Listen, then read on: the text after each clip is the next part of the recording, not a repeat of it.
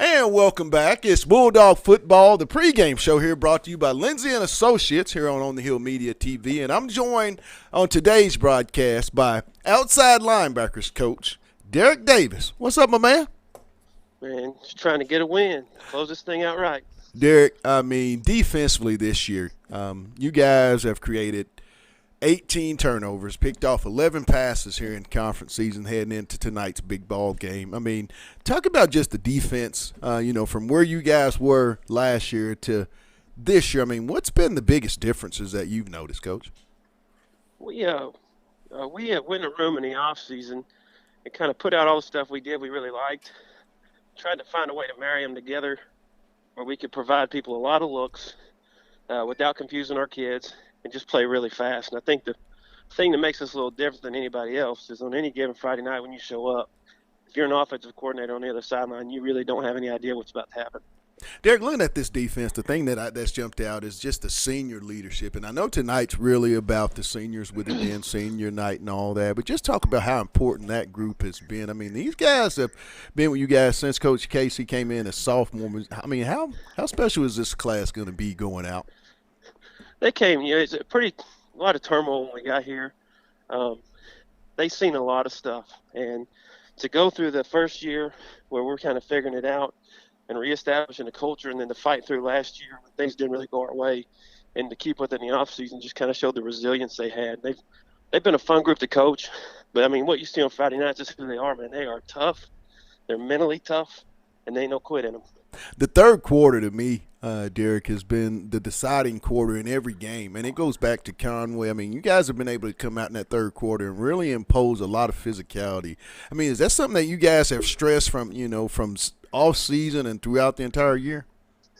I think it goes back to being able to give people multiple looks, and usually when we go in at half, have a pretty good discussion about if there's any other tools at our disposal that we can get into to give them some problems. And usually we just try to win the halftime adjustment. And I think that's a reflection of our kids and their commitment to being able. All the tools you put in the toolbox don't matter if they can't execute them. They've stepped up to the plate and done that really well. From a coaching staff tonight, Derek, and I'm a former Fayetteville Bulldog, you guys have a chance to do something here at Har-ber Field that's never been done in my lifetime. 58 years, I believe 1963 was the last time that this program had been able to have an outright unshared conference championship. With being able to be a coach that could possibly get that done tonight and have something that can never be erased. How special is that to be able to say, hey, I was a coach on that staff on the staff that will always be remembered for something that hadn't been done? Oh, it's huge for us. After the deal last year with Central, I had taught a leadership class to a bunch of seniors and juniors. We had 20 kids in there, and we talked about what our legacy was then and what we wanted it to be. And it's pretty awesome to see a group of kids that kind of everybody left for dead on the side of the road just fight their way back to the front of the line. And for me, like I said, obviously it's special because I love the guys I coach with. I love the kids that play for me. I love our community. But just to see those kids go from where we were to where they're at right now, having put themselves in that position is pretty awesome. Final message, Derek, to the Fayetteville Bulldog fan base for those that will be watching the game here on the Hill Media TV or coming in to check out senior night and a possible night of history. What's that message to the Bulldog fan base from outside linebackers coach Derek Davis? We're just trying to keep Harmon dangerous, man. I like that, coach. That's new. I'm going to have to steal that one. Keep Harmon dangerous. We're going to have to patent get that. all you want. We'll have to patent that, Derek. Hey, Derek, continue success on that defensive side of the ball from one dog to another. You know my final words. Hey, let's get it. Yes, sir. That was outside linebackers coach for the Fayetteville Bulldogs, Coach Derek Davis. We're going to talk with more of the coaches that make this program and this team what it is. That's all coming up. It's the pregame show on the Hill Media TV.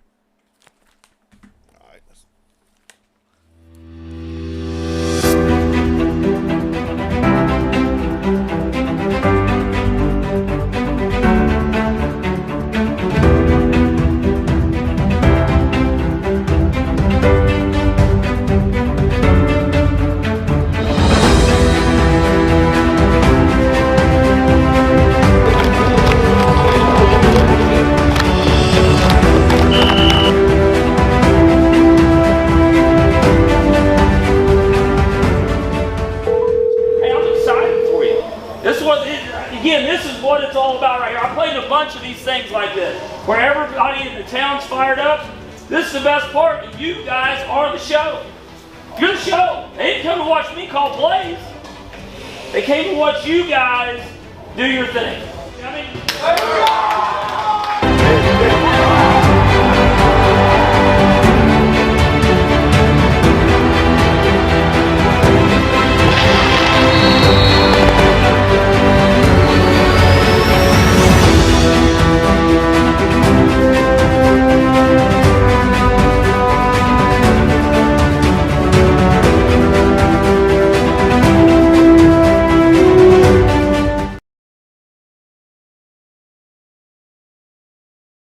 Welcome back to Bulldog Football here on the Hill Media TV. It's the pregame show brought to you by Lindsay and Associates, and I'm joined now here on the pregame show by wide receivers coach Jay Jordan. What's up, my man?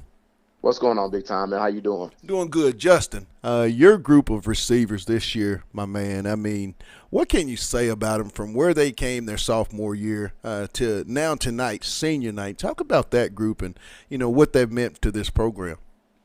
Well, from day one when these guys first got in, man, their main goal was to work. Whether it was in practice or whether it was on their own time, those guys wanted to work and they wanted to get better. I know some of them had opportunities to play as sophomores, but in JV games, they got out there and they worked and they tried to beat whoever got in front of them.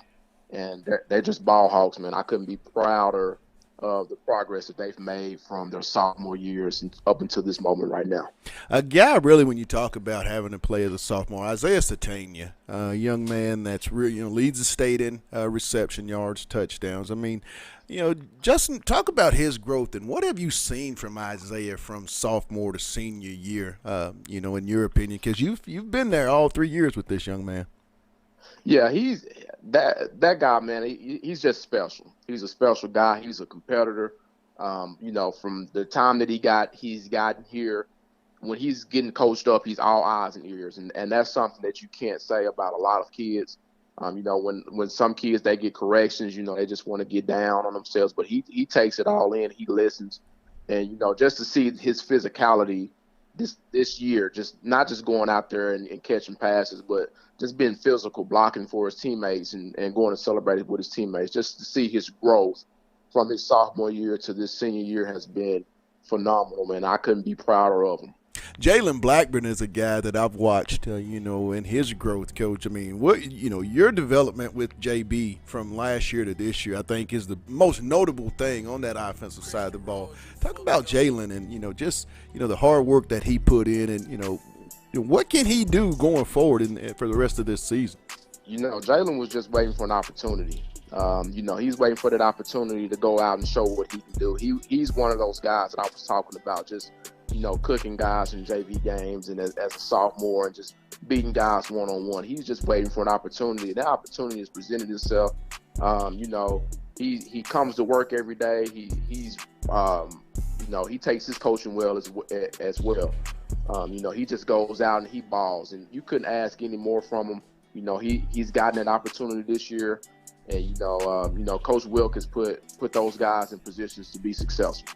When you talk about the Hayes and DK, I mean, those guys seem to just fill roles. I mean, talk about their ability to be able to take up the slack, because we all know Jalen and Isaiah, Friday in and Friday out, they command that double team, and Isaiah with 3. But talk about those two, DK and Hayes, and what they've been able to accomplish their senior year. Well, one thing that myself and Coach Jordan, we've talked about with our wide receivers, there's going to be opportunities because, when you got Isaiah and his skill set and you got Jalen there's going to be opportunities for other guys to make plays. And one thing about those two is when their opportunity comes and their number's called, they're there to step up. And, they come out and they grind and they take care of those opportunities, because we know that on the outside, they're going to be locked up, and they just, when it's time for them to make a play inside, they just go, Dylan and Hayes both, they don't really say much, but they lead with their actions, and you couldn't ask for any better guys in this receiver group that we got. Talking with Justin Jordan here on the pregame show here on the Hill Media TV for the Fayetteville Bulldogs. The last statement, Justin, and for those that'll either be watching the game here on the Hill Media TV or buying a ticket right outside the stadium, about to come in and watch history. And my question would be, before I ask the last statement, being a coach that has a chance tonight to do something that I hadn't seen in my lifetime, hadn't been done in 58 years, to be that team and on this coaching staff, how special is that for you, Justin, going into tonight's ball game? It's special because we're going to be we're making history. We got the opportunity to go out and make history, and it's something that hadn't been done in a long time. And we've had a special season up until this point, and we're going to go out there and we're going to do what we've done up until this point, and we're going to celebrate at the end of the day. But one thing that I told our kids, I tell them after every game actually, hey, we won this game. We're going to celebrate it through the weekend. We're going to come back to work on Monday. So we're looking forward to celebrating this victory, or celebrating this victory tonight. And, the great Kobe Bryant said, job's not finished. We got an ultimate goal that we're looking forward to, and we're going to continue to work to get there. Well, Jay Jordan, I'm ready to get on the call here in the box momentarily. From one dog to another, my final words. Let's get it. Let's get it, big dog. Appreciate you, man. That was Bulldog wide receiver coach Justin Jordan. More Bulldog talk here on the pregame show. You're watching Bulldog football on the Hill Media TV. Lindsay & Associates started in 1973. This is our 48th year in real estate in Northwest Arkansas. We have 2 locations, one in Fayetteville and one in Rogers. And we are here to serve the people of our community. And as my dad always said, at Lindsay & Associates, we bring great neighbors together.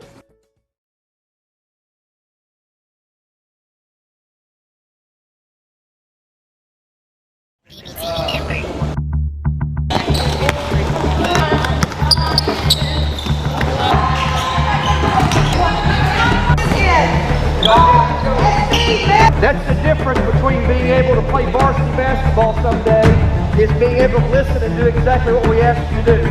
Notice I stopped the whole practice for that one thing. Go.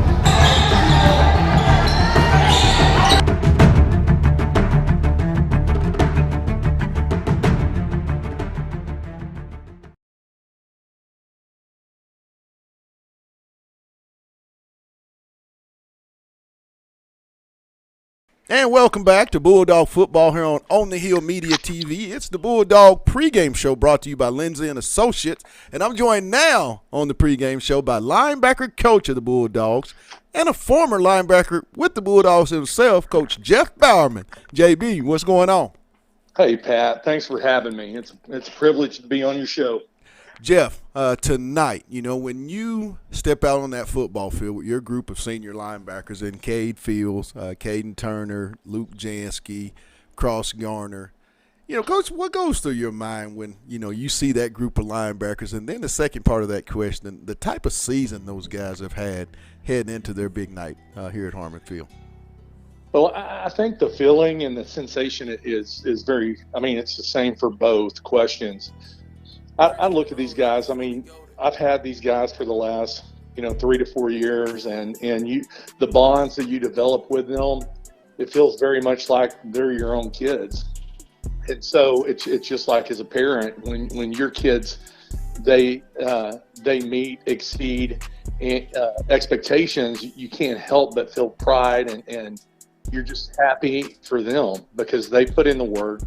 They've done everything you've required and asked them to do. And these guys, they're getting their due because they put in the work and they deserve the success they're accomplishing. Jeff, I want to talk about Caden Turner. We guys know him as K9 on the broadcast the last 2 years. But the young man, came in as a sophomore and played what I thought was, I thought he played bigger than a sophomore from, when you had him as a sophomore to now. Talk about just the things that you've seen this young man mature in the game of football. Well, abnormally, Pat, as a sophomore, he never acted like a sophomore. He always acted like a seasoned veteran. Even as a sophomore, he had a senior in front of him. And I know internally he had a little frustration because he wanted to play. He wanted to contribute to the team. And Pat, when he took the job, there was no looking back. He played next to a guy that is playing Division I football right now, UCF, and Quade Mosier, and they were both really great linebackers. But at times you couldn't tell who the senior and the sophomore was, right, because they both played at a very exceptional and high level. Jeff, as you head into tonight's ball game, sit in the box and help call with this great defense tonight, this football team could do something. You and myself, as former Bulldogs, we played together, brothers, in that program. 58 years, 1963 was the last time that Fayetteville High was able to win an outright, unshared conference championship. To be a coach on that staff at your alma mater, how special of a night will this be for you personally? It's beyond special, Pat. I played for a guy named Brad Blue back years ago, played some baseball, and he was like, "Don't wake Bowerman up." Well, I kind of feel like the same. I feel like I'm in a dreamland. This is an awesome opportunity and time for us, and I know that you are relishing in this moment for these seniors in this group. It's incredible. It's an incredible experience. And when I tell other alumni that, hey, this is the first time Fayetteville's won a conference championship outright since 1963, they look at me like, "Are you kidding?" And I feel the same way. I'm like, I can't believe it either. I can't believe it's been that long with all the success Fayetteville has had down through the years. But these guys, Pat, these guys deserve this. And I think they know what this moment represents, not just for them personally, but also for the community and for the school district. Last message, Coach, and I want to thank you for taking time out here on the pregame show. But for those that are about to either watch the game here on the Hill Media TV or right outside the gate at Har-ber Field, going to have a seat and hopefully get a chance to watch history be made here tonight, what's that final message from Coach Jeff Bowerman to the Bulldog fan base? Well, hey, if you can get to the game, come to the game. If not, we understand and we appreciate your support on the air. But these young men, they represent you, and they know they represent you, and they're proud to represent you, Fayetteville. And I'm proud to be their coach, and we're blessed to have these guys. Well, Jeff, hey, I'm looking forward to being on the call here momentarily. Continued success with this football program, and from one dog to another. You know my final words. Let's get it. Let's go. Go Bulldogs.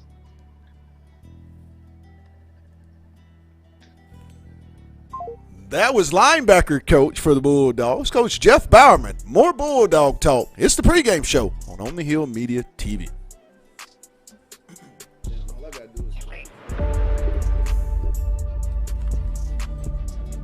Crashing the glass. Got it?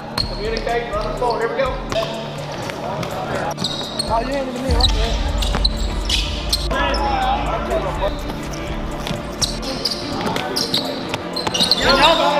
The volleyball line, it's about focus. It's about coming out here and doing what we ask you to do. I hear some of you coaching, but I don't see a lot of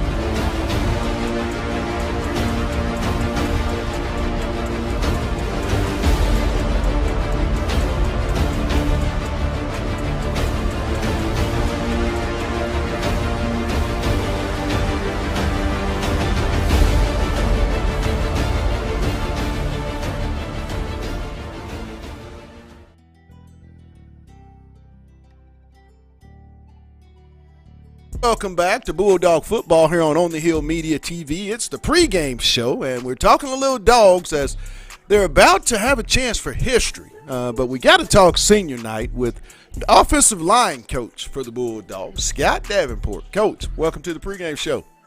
I appreciate you having me on. Thank you. Scott, tonight, this ball game is for the conference championship, but, I mean, this senior group of offensive linemen, Grayson Bandy, Rayford, Van Hook, Davis Turner, and Higgins, talk about that group and the job that they've been able to do this season heading into their final regular season game here at Har-ber Field. Well, I tell you, as an offensive line, the group, the cohesiveness is really so important. And these guys, you know, having played together for such a long time, it's made my job a lot easier, you know, with Davis Turner in the middle at our center, really calling the protections for us. He's done a great job. He's grown so much over this last season. Just being able to see things out on the field, getting us in the right protection, making sure everybody knows where we're going. And then the guard positions, like you said, we have Sam Van Hook, and Will has been there for us as well at the right guard position. Those two guys have come so far. Will, he had a knee issue and really wasn't even sure if he was going to be able to play this year. And when he got the go-ahead from the doctors, man, he's been probably our most aggressive guy. He's been chomping at the bit to get out there the last 2 years, and I'm so happy for him to be able to go out there his senior year and perform like he has. Then at the left and right tackle positions, we've got Bandy, which that guy, he's a whole nother story to begin with. Just, he's such a character, I guess you would call it, out there on the field. But he sure, he gets locked in, and he's a force out there for sure. And Colin probably doesn't get enough credit. He's just kind of Mr. Consistency. Doesn't really do the flashy things, but just goes out there week in, week out, locks down that right tackle position. And he's one of the few guys that can play anywhere on the line if we need him. He's probably our next guard up, our next center up. So having that versatility there, it makes my job a lot easier. I want to go in depth with Grayson and Davis. Those two guys, they were called to, play varsity a little bit earlier than the other three offensive linemen. Scott, talk about their development, both as a football player and a studier of the game during that time, the maturation process. How pleased have you been as an offensive line coach to see big number 72 and big number 50 grow as they have? Well, Grayson, number 50, I tell you, he's fought through so much. He has a problem, keeping weight on. And last year during the COVID, he missed a couple of games with contact tracing on there and lost a lot of weight and was able to come back. And I tell you, for a lot of people, it sounds like, poor Grayson having to put weight on. But, he struggles for it, and it's something that he's really, taken on himself to get his body right to play that position. To understand some of the things out there that he has to see at that left tackle position, that's an important one, protecting Fike's blind side and being able to pick up those edge rushers. He's come such a long way. He was our right guard or right tackle last year, and being able to put the work in to be able to move sides right there, it really helped us out up front. And Davis, like you said, just the maturity that he has. He actually was our starting left guard last year, so he's moved back to center. He played it a little bit his 9th and 10th grade years. And just the things that he's able to see, like, for example, one game he slides our protection opposite of where we were planning on it going, and we get to the sideline, we're watching the film, and I'm like, Davis, why'd you slide it to the right here? And he said, well, Coach, I saw they had, 3 receivers over to our left and only 3 guys, so I know they couldn't blitz. And to have that from a high school center, being able to pick up, hey, we've got 3 receivers out there, 3 guys in coverage, that's pretty special in my opinion. And he does things like that all the time. Just, Coach, I saw this, thought that guy was blitzing, what turned out being right. He's right a whole lot more than he's wrong, and it's helped us out in our protection so much this year. Scott, last question. I want to thank you for being a part of tonight's pregame show here at Senior Night at Har-ber Field. But tonight, this Bulldog team has a chance to do something that hadn't been done in this program in 58 years. I wasn't even born the last time it was done. And being a former Bulldog, I'm really, this is a special moment, but I can't even imagine what this moment would mean for you as a football coach on that staff. How special would tonight be once this gets done if you guys were able to end up 7-0 in conference?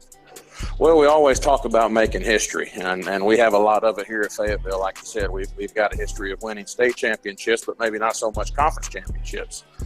And being able to possibly do that outright tonight on our home field, it is, like you said, it is something special. I've been a part of conference championships as a player, and I was talking to our guys yesterday about it, and it's something that they're going to remember, that they're going to be able to talk to their kids about. And I feel like I'd be remiss if I didn't also mention Alex Gangliff. He's our the 6th senior on, and he's been called to do some things this year as well to help us get to this spot. He's filled in for Bandy when he got hurt with his knee, and he's another guy that's been there every week, week in, week out, working. And it's guys like that that put us in a position to be able to do what we're about to do tonight, hopefully. Last message, Coach, to the Bulldog fan base that's going to either make their way into the stadium or they're going to watch it here on the Hill Media TV. What's that final message to the Bulldog fan base from offensive line coach Scott Davenport? Well, first we just want to let them know that we're thankful for their support. You know, there's so much that goes into this game that they're not a part of, as far as the summer workouts and the off-season grind and the 6 a.m.s that everybody has to get up here. And it helps our student athletes so much to see them out there on Friday night giving us support and supporting not only our football players, but all of the support staff that goes into it. And out there supporting our cheerleaders, our band, you know, the concession stand. We wouldn't be able to have the program that we have if it wasn't for our fan base. Week in, week out, supporting not only our football program, but all the programs here. Well, my man, I'm looking forward to being on the call here momentarily, as history should and could be made tonight. But, hey, from one Bulldog to another, you always know my final words, Scott. Let's get it. Yes, sir. Thank you. That was offensive line coach for the Fayetteville Bulldogs, Scott Davenport. More Bulldog talk. It's the pregame show on the Hill Media TV.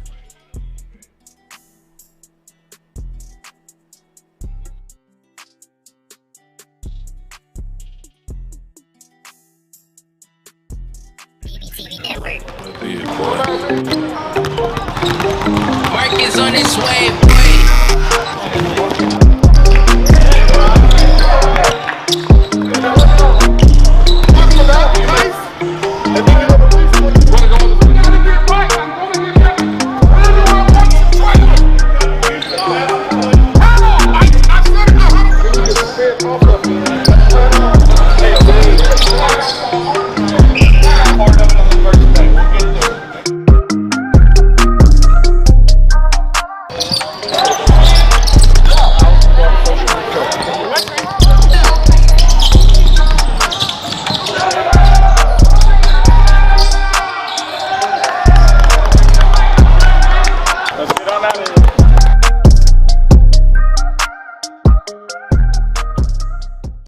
Welcome back to Bulldog Football here on the Hill Media TV as Fayetteville hosts the Har-ber Wildcats here at Harmon Field. And I'm joined now on the pregame show by defensive backs coach D. Britt. What's going on, my man? I'm doing great, man. How are you? I'm doing good, Devonta. Tonight, senior night here at Harmon Field, Fayetteville has a chance to be the outright conference champion. I mean, talk about the work that you guys have put in. And, just, up to this point with this group of seniors. Right. I feel like it's been a long journey. We started making plans for this year right after last year happened, So I'm talking about as coaches, as players, like we started having meetings in January, really trying to prepare for this year and make the best out of the situation that we have in front of us. So to have the opportunity tonight for that stuff to come to fruition is major, man. I want it so bad for our kids, first and foremost, but I want it really bad for our coaches as well, because I've, seen firsthand the work that we put in to get to this point. Devonta, I want to talk about a young man that's a 3-year starter for the defense back on the back end. Braylon Palmer. Talk about just Braylon's growth, from his sophomore year to now senior night for that young man, both as a football player on the field and then off the field, and learning how to study the game of football. Talk about his development. It's been amazing to watch, man. Like, coaching Braylon every day has made me a better coach, made me a better person. You talk about the growth that he's had from his sophomore year. I mean, he goes from a kid who's, a little bit skinny, a little bit unconfident. So you see the way that he plays and does things now.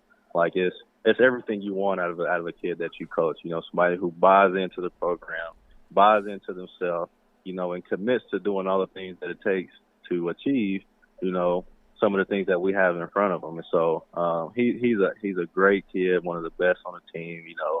A student of the game, and a leader on our team. You really can't ask for more from the kid. He checks every single box. And so when you watch the plays that he makes on Friday nights, like, you just know that he's prepared all week to do this. He's prepared over the course of 3 years to get to this point.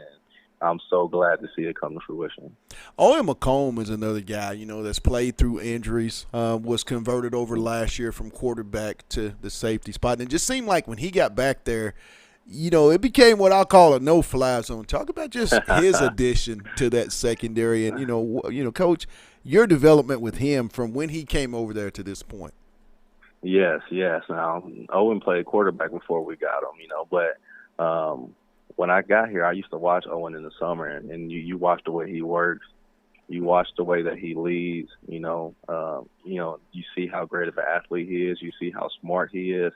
Like, I really think he's one of the guys that you could put at a multitude of positions, and he would go to excel. So when he hurt his shoulder as a junior and couldn't play quarterback anymore, we got the chance to get him. Like, I knew how great that could be. And you got to give that kid a lot of credit because he's fully bought into it, and he's taken that role and owned it. He's big, he's strong, he's fast, and so when he came over there and started making plays, it didn't surprise me because I knew the type of person that he was and how much talent he had and how he worked, And so, you talk to kids about, hey, just do whatever you got to do to help the team. Play whatever position that you got to play to help the team.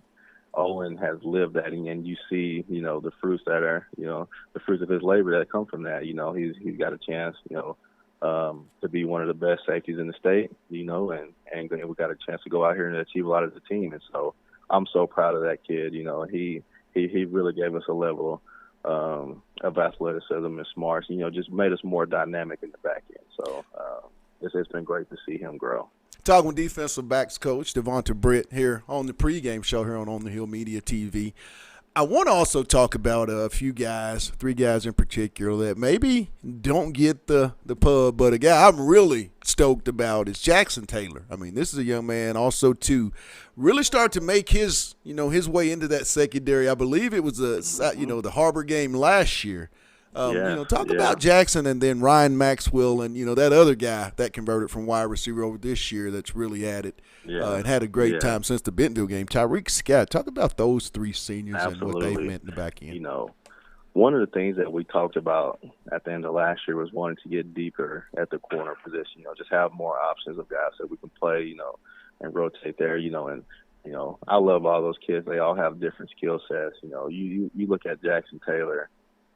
He's a kid who is super attention to detail. Like, he's going to try to do everything right, every step right. Is super dialed in on the game plan. Like, his football IQ has gone through the roof now. And you see that's the reason why he's making a lot of plays. Now he's a talented athlete as well. Like, he has one of the highest verticals on the team. But you go back to that Har-ber game last year, and he made a interception. Try to throw a fade ball on him, and he goes up in high points, and, his feet look like they're, several feet off the ground. Like, it's a big-time play. And so he's really, became a leader for our secondary this year, and, he's just dialed in, doing everything right. Ryan Maxwell played a lot last year, too. Ryan has the ability to do a lot of things. Like, he's a smaller guy, but he's really quick. Like, we put him in a lot of situations, like, where he's playing deep, where he's playing the flats, he reads the game really well. Right. So when he gets a chance to come up and make plays, and in the screen game, he goes and does that. And so that's a big deal. You remember the pick that he had against Rodgers. Right. He was playing cover 2 and just read it well, and when he jumped, made that play. And then Tyreek Scott is a guy who is probably overall the most athletic, of all those guys. And he has a ton of talent. He converted over from receiver. So it's been a bit of a process to get his technique and fundamentals down, but they're getting better every week. And I think the Bentonville game, you saw the potential of, like, right. When he's dialed in, when his feet are right, when his eyes are right, he can be a lockdown type guy. So I'm just super proud of all those guys, man. They're unselfish. They play for each other. They root for each other. That's all you can ask for. DB, 14 interceptions on the year, 11 in the conference. I mean, that to me, tremendous. I played secondary at Fayetteville High, and that's why I'm going to call it the no. I'm gonna change it and call it the no bite zone. But I tell you what, for the last message that you want to say to the fans, and, this could be a special night. I mean, this is something that you guys have a chance to do as a staff that hadn't been done 58 years. I wasn't even born the last time this was done. How special, in your words, DB, would this be, once this gets done and you guys are that coaching staff, to make history that'll never be forgotten? it really means a lot, man, because when you think about the group of kids that we have and some of the things that they've been through, they have earned this, and so for us to go out there tonight and have a chance to, finish the job and in terms of that, and have these kids who have been through so much, we're talking about, coaching changes, you look at how the year ended last year, like all these things, these kids have earned this, and I want them to be able to say, hey, we achieved something at Fayetteville High School that hasn't been done in a really, really long time. And it was this group of kids who bought in, and did the work, and then they went and finished the job. And so, that's the main thing tonight. I want it for these kids. Last question, Coach, for those, or the last message I should say, for those that will either be watching the game here via On the Hill Media TV, or they're about outside the gate here at Harmon, about to buy a ticket to hopefully, have a chance to witness history. What's the final message to the Bulldog fan base from Coach DB Coach Devonta? Just come out tonight, be loud, be rowdy, be ready to celebrate. Let's have fun. Let's make this a memorable night. Like, we all know who we're playing. It's a big game in this area of the state. We really need Bulldog Nation to come out and support, and that's going to really give us the boost tonight, to really go and finish this thing off. And so let's just go have fun. Let's just be who we are, and then everything will be great from there. Well, Coach, I'm excited to be on the call here in the box momentarily, but, hey, from one dog to another, those final words, let's get it. Let's get it. Purple Dog Pride, baby. Yes, sir. That was Fayetteville D-backs coach Devonta Britt. Hey, we got one more dog, the head dog, and then, hey, it's Bulldog football on the Hill Media TV. That's sweet. I might not even do Casey, man. You know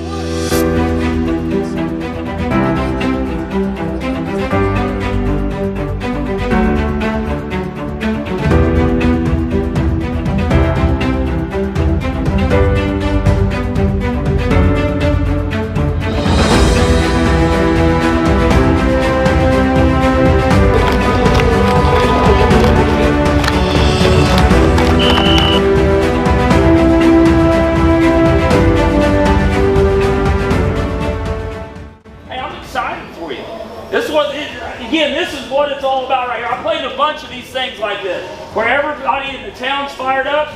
This is the best part, and you guys are the show. You're the show. They didn't come to watch me call plays. They came to watch you guys do your thing.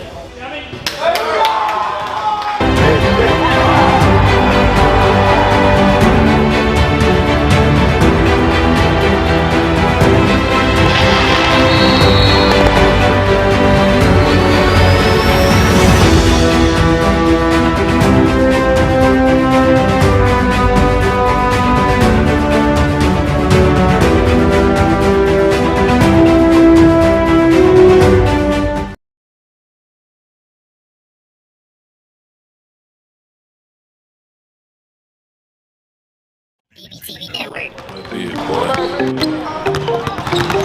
Mark is on his way,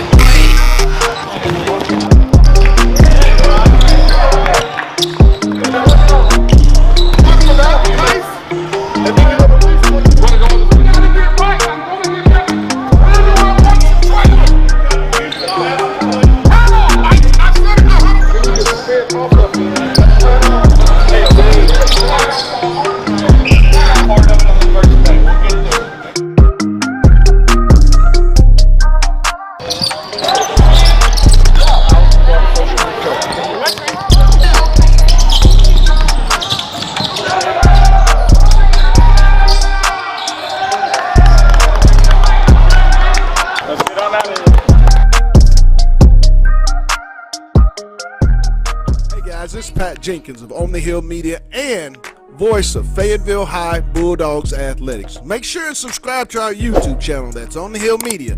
Make sure you hit the bell for all notifications. As we say, let's get it.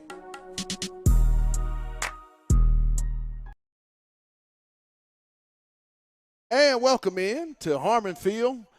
Tonight, the Fayetteville Bulldogs host the Har-ber Wildcats on senior night for the Bulldogs, and what could be a very historical night for the Fayetteville Bulldog football program. And I'm joined here in the box by my guy, former Arkansas Razorback, former Packer, the linebacker, Anthony Hicks. Anthony, welcome for what could be a very special night, my man. Hey, Pat, I was just thinking about it, Pat. This is our third year doing this, and with this sophomore class, this senior class now with sophomores, and we've seen the aspiration that they've had, and they've matured, and they've done what they were supposed to do, Pat, and I'm so proud of these kids.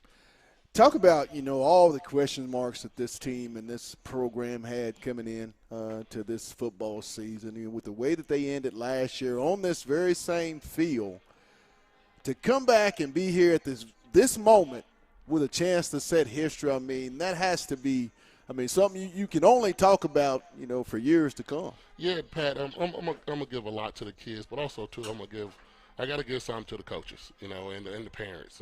This is senior night, and I've seen all of these parents, I've seen all of these kids, and they come from great pedigree, man. We have some wonderful parents, some wonderful kids, some great coaches, and some great administrators, and I'm proud to be a part of this.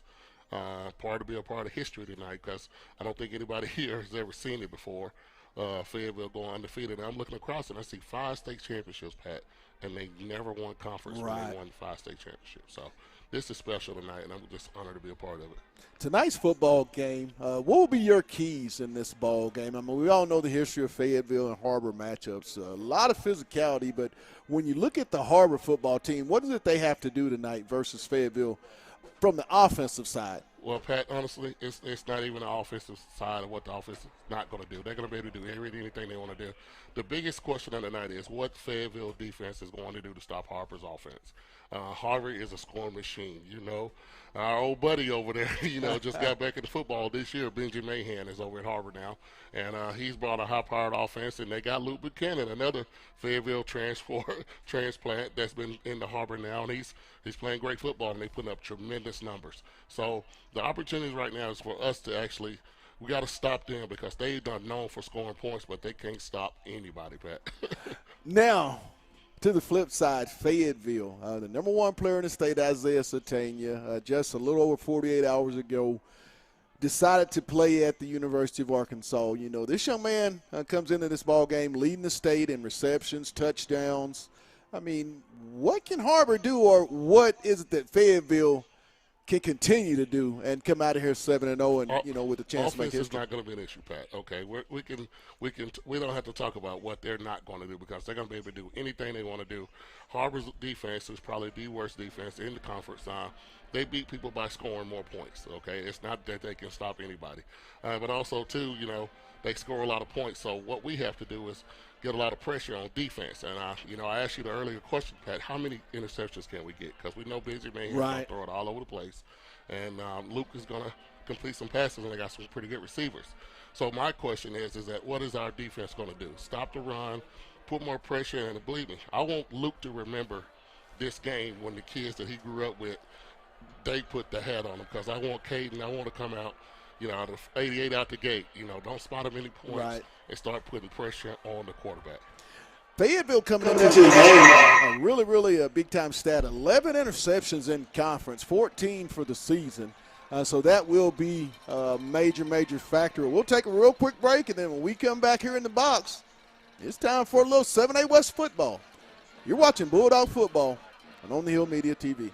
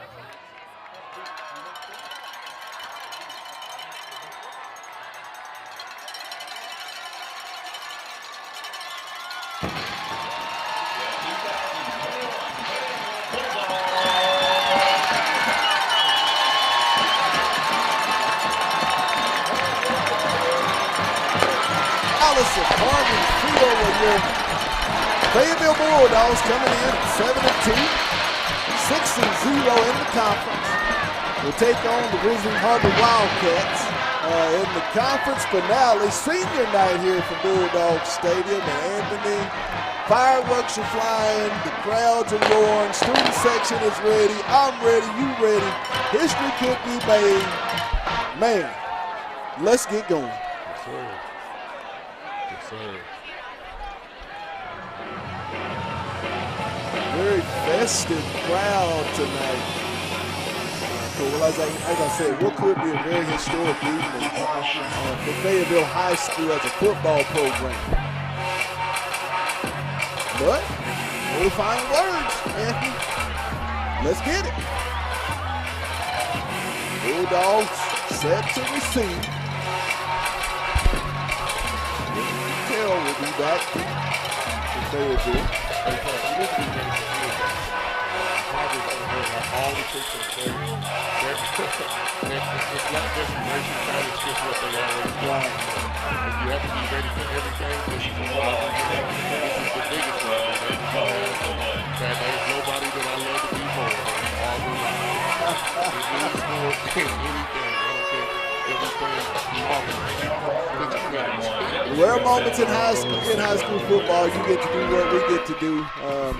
It's called a very historic football game. We hope that that's what this ends out, but hey, all the hay's in the barn. Let's play a little high school 7A football in Northwest Arkansas.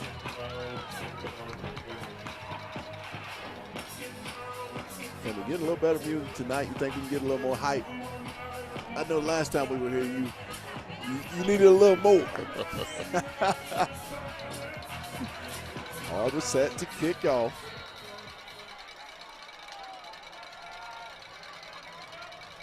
And high, short pooch kick. Will be fair caught by the Bulldogs. Will be spotted at the Bulldog 29-yard line. They'll set up 1st and 10 for the first drive of the ball game. Dogs come out. They're coming out of empty set, Pat. Empty set, Fike in the shotgun.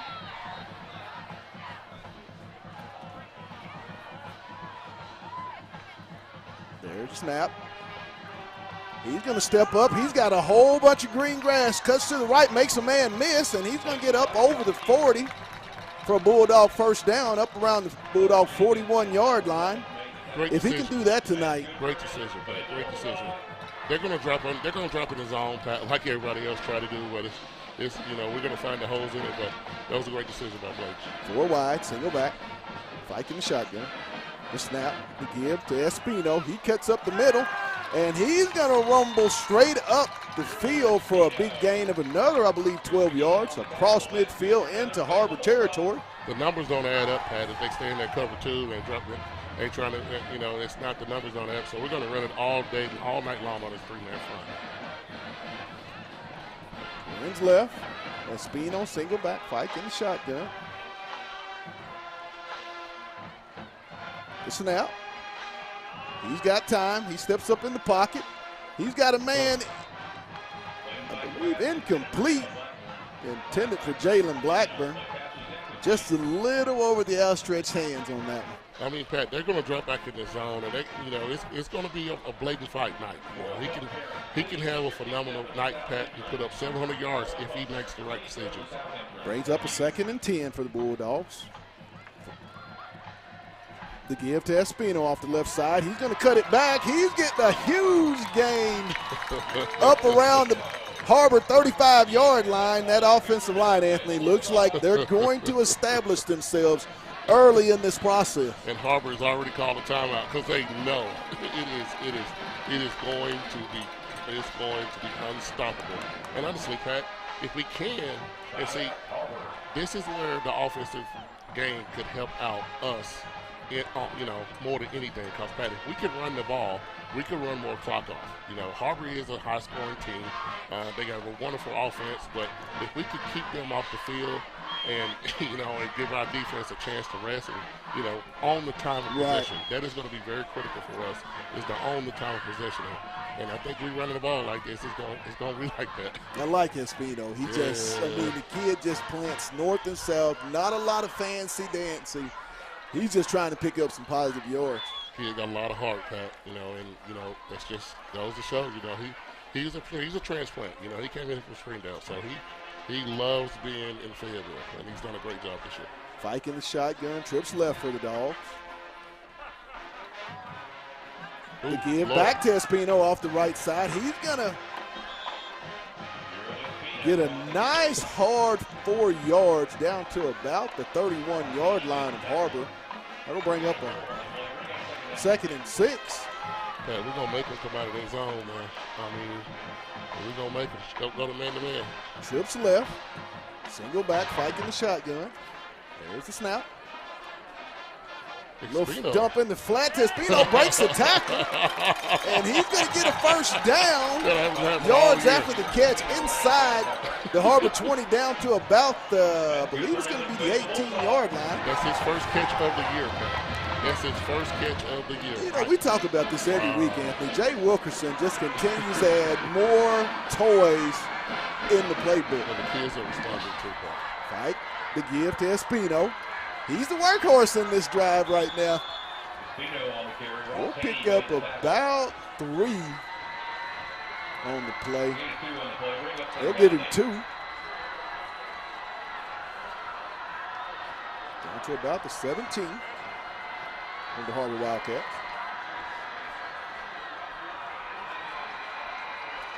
Single back, Fike in the shotgun. Twins left. 10 minutes and 5 seconds to go here early in the first quarter. First drive of the ball game. Takes the snap. He's got a man open.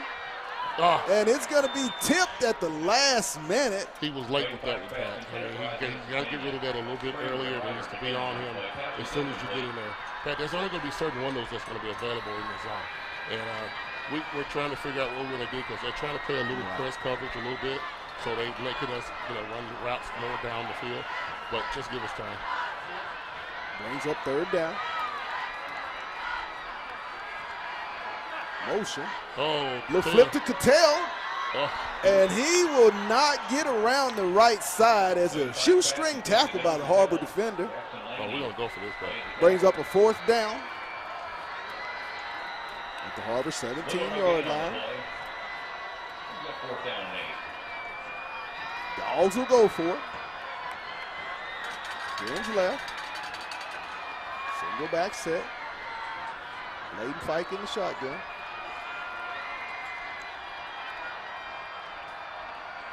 The snap. Fike's got time. He's going to scramble. He's going to step up. And he's got a whole bunch of touchdown, baby. Touchdown, Fayetteville. Bladen Fike with the RPO.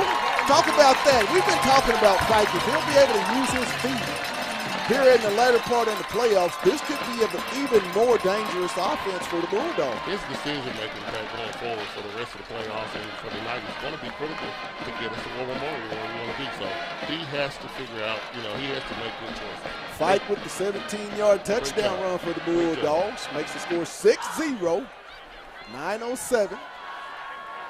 Extra point attempt is up. And the extra point attempt is good. That's going to bring the score here early in the ball game to 7-0 Bulldogs. Anthony, that was just a very, very balanced, I should say, with a real heavy dose as we got closer to the end zone of that big offensive line and a whole dose of Espino. Hey, Pat, those guys just did what they were supposed to do. They imposed their will. This is what you see when you come out in the third quarter is what Fayetteville just did. I know they got in the third down most of the pressure. They got to the red zone. But, you know, they're going to make good decisions, and they're going to figure these guys out. This is just one of many is going to be tonight. So I'm just waiting for the defense. I want to see what we can do from a defensive perspective to change the game. Our defense is going to give us a chance to win the game. Bulldogs set to kick off.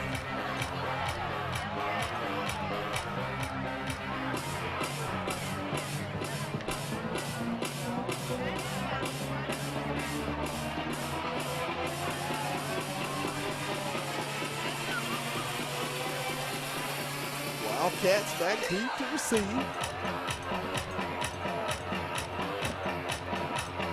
Very nice crowd in an early November Friday night of high school football.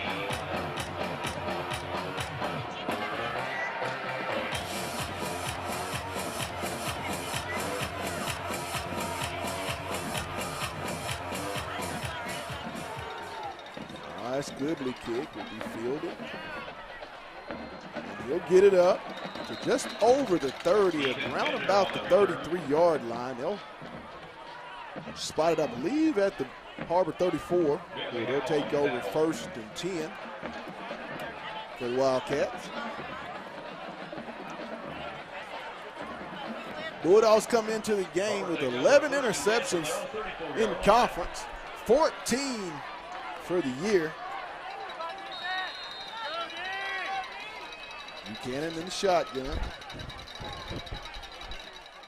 Twins left, single back.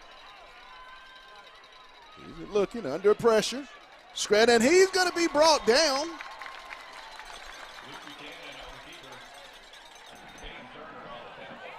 Caden Turner on the stop for Fayetteville.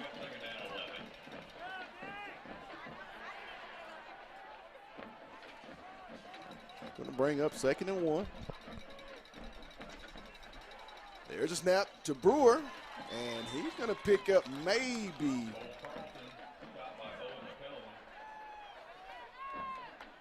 Sorry, that was going to bring up 3rd down.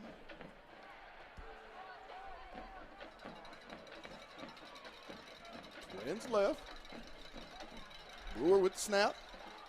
Man over the middle. Oh! Incomplete. Oh! Oh, That's my boy, D-Cleater. He could have D-Cleated him, Pat. On the coverage. He held back on him, Pat. He could have hurt him, Pat. No fly zone. That's going to bring up a 4th down. Yeah, Pat. You said 3. I'm going to say 4 tonight, Pat. You said 3. I'm going to say 4, Pat. We're going to get some picks tonight. Real positive for the Bulldog defense to come out in that initial drive, Anthony, and be able to get out and get off the field on 3rd down. I mean, that hadn't been the case in the previous 2 games. Cattell back to receive. Low kick.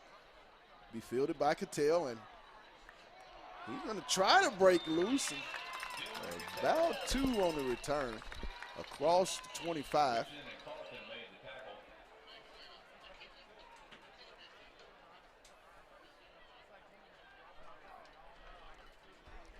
As the Dogs will take over 1st and 10 at the Bulldog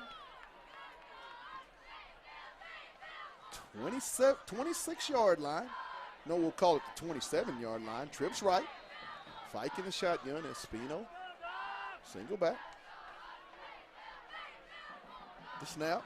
The give to Espino off the right side. Espino's going to slash ahead.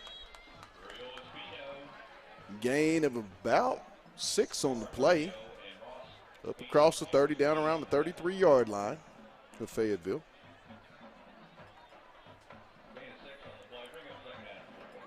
Trips right. Fike in the shotgun, single back set.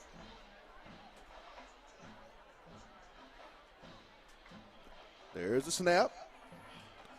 Oh, Fike's got a man open. Oh, yes. Complete. Go get it, boy. Jalen Blackburn with the nice grab. Highlight reel, bro. He caught that at the highest point, all hands, but I think they're going to have a – oh, they said he missed it? Oh, man. Incomplete. Oh, I thought he caught that. Man, looked like that was going to be a nice play. Couldn't have thrown the ball any better. Oh, man. It's going to bring up 3rd and 4 for the Bulldogs at the Fayetteville 33. Give to Espino off the left side, and he's going to get about to the 35. Gain of about 2. It's going to bring up 4th and about 2 on the play. You know they're going for it. No, they're not going for it, Pat. They're going to punt. Bulldogs are going to punt it away.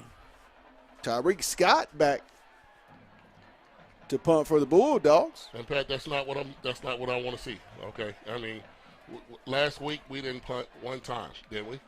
So only once. No, I don't think it was one. I don't think it was one punt at all. And I mean, they're getting stops on us. No, I don't like that, Pat, at all.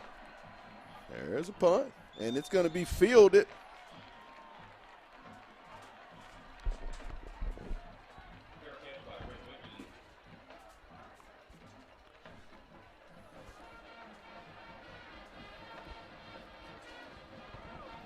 I don't think that was Tyreek Scott on the punt.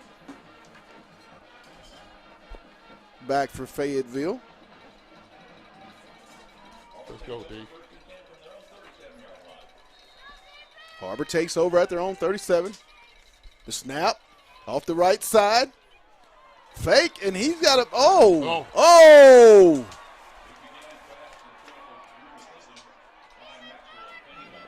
Look like, let's see what we got here.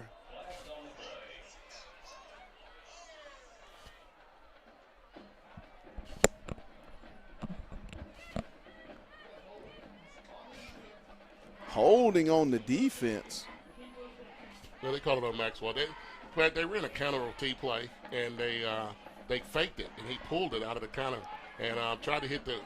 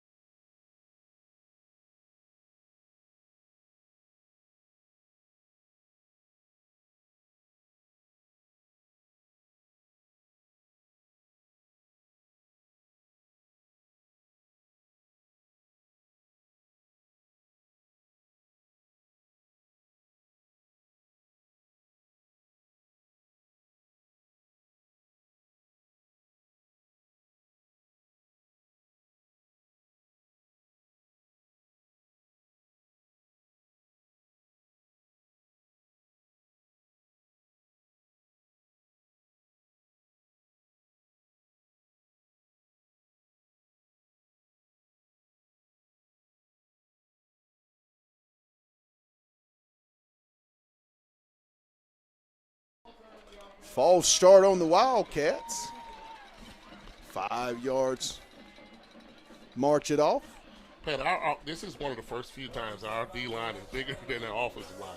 And what they're trying to do is use their quickness and run pulling guards and kind of run counters and traps. And we got to get up in between that. Oh, right. we got some mix-up right now. Brings up 3rd and 7. Buchanan the snap.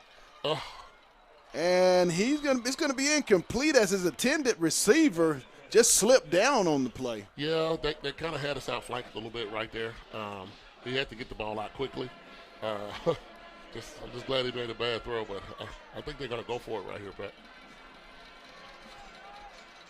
We'll bring up 4th and 7 at the Fayetteville 39-yard line for the Har-ber Wildcats. Twins right, Buchanan in the shotgun, and I believe they're going to get the Dogs in the neutral zone. Yeah, Gabe.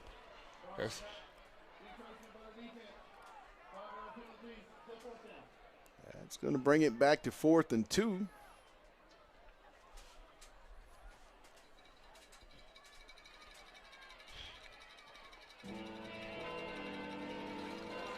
4:48 to go here in the first quarter. Dogs up 7-0 over the Har-ber Wildcats.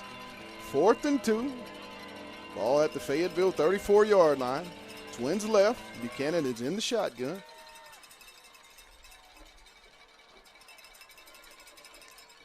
Six on the play clock.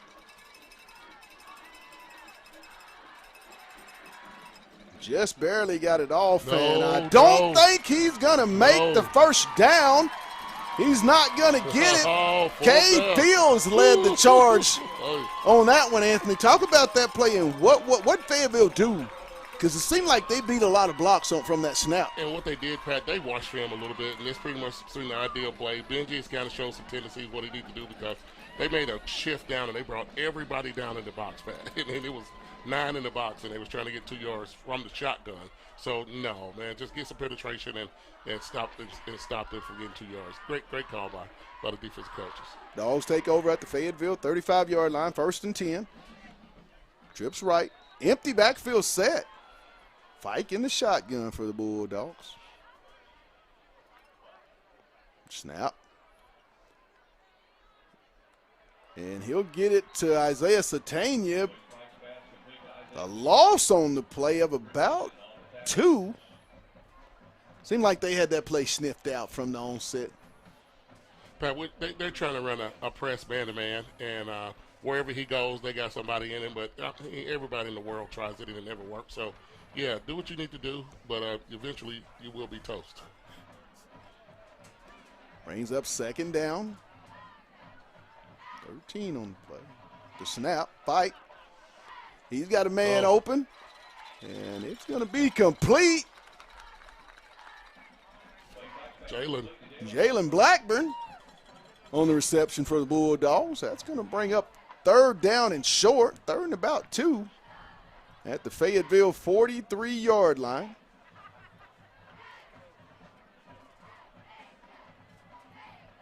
Trips right, trips left for the Dogs. Empty backfield set, Fike in the shotgun. Takes the snap. Lots of time. He's going to step up in the pocket. He's going to keep it, and Fike's going to pick up the 1st down for the Bulldogs. Nice decision by the senior quarterback. Oh, yes, it was, Pat. And, you know, it gave us a chance to do something. But now let's get that running game started back right now, Pat. We done got out of the hole a little bit. Let's hold this clock a little bit and go out in the 4th quarter. But we need to score right before. If we can take the clock out, hey, we're doing a wonderful job. Let's score right here. Twins left. Single back set. Fike in the shotgun for the Bulldogs. Takes the snap. Oh, he's looking. Bye-bye. He's got a man open. Oh, that's PI. And it's going to be a pass interference call on the Har-ber Wildcat defender. There's nothing else they can do, Pat. I think it was a little underthrown, which kind of helped in that call. But, I mean, he runs so fast, Anthony. That's one thing you can't teach. I mean, right. If you got it, brother. Right. You know they always say you either got it or you're chasing it. Yes, sir. That's going to bring up an automatic 1st down, 15-yard mark off on the Har-ber defender. Fayetteville will have it in Har-ber territory all the way down at the Wildcat 38-yard line, where they'll set up shop with 3 minutes and 17 seconds to go here in the first quarter. Dogs up 7-0 here on a Friday night in Harmon Field on the campus of Fayetteville High. Dogs, twins left, single back, Fike in the shotgun. The snap give to Espino up the middle. He's still fighting for yardage. Gonna pick up about 3 on the play. That'll make it 2nd and 7 at up to about the Har-ber 35-yard line.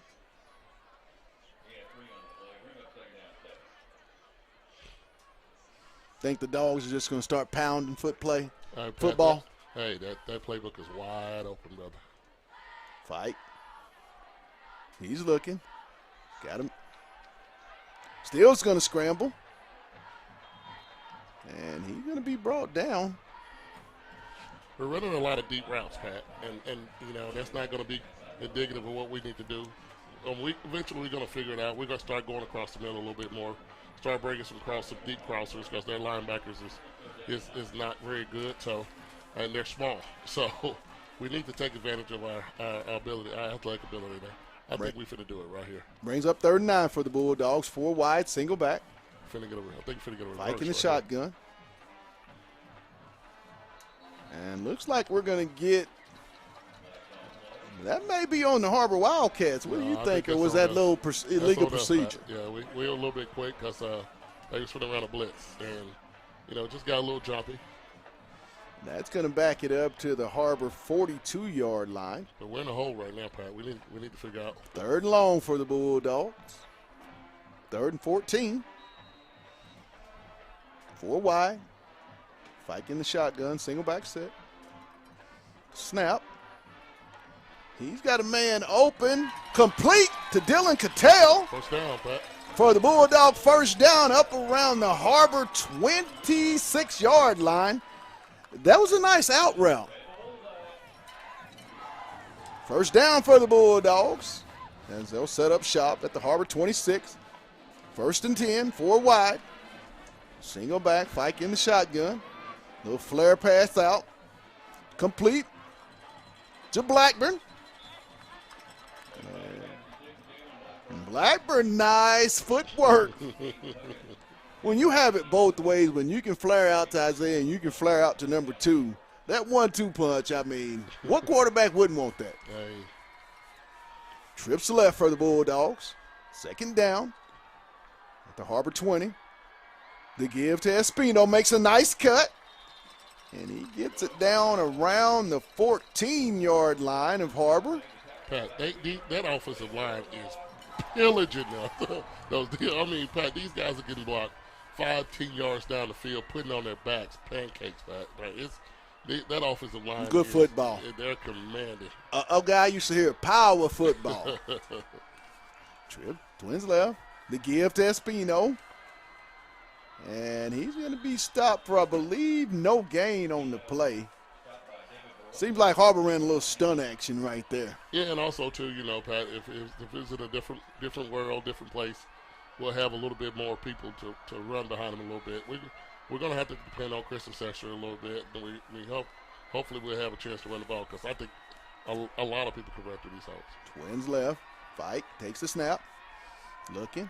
There it is. Got a man open. Touchdown, Fayetteville.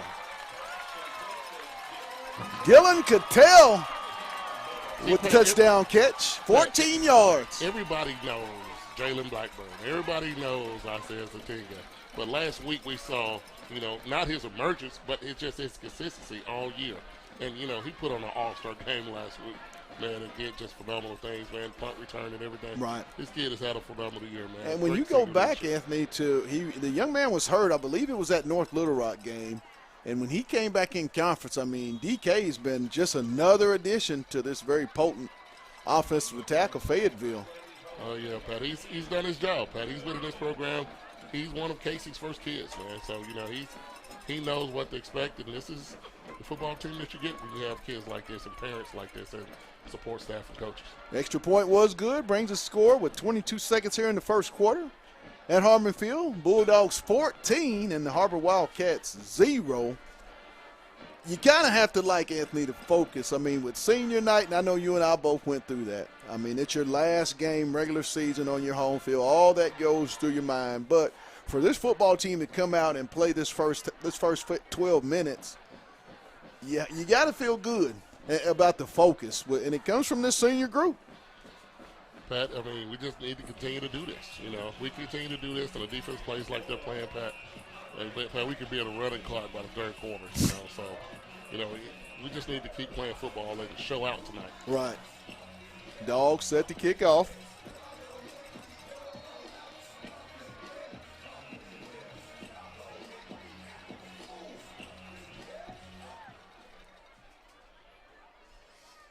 Squibbly kick.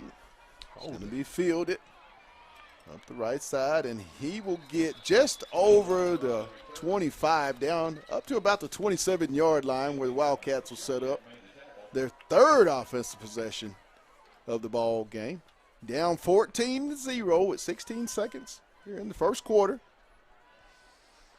When do you get around the danger zone if you're the Wildcats? But what's going to be around them because, I mean, every zone that they try to do is going to be the danger zone. They're trying to key on that counter OT and try to get us with numbers. They played a lot of, unbalanced line, two tight ends. And there's motion to give. Little jet sweep around the left side. That's going to be a nice run there.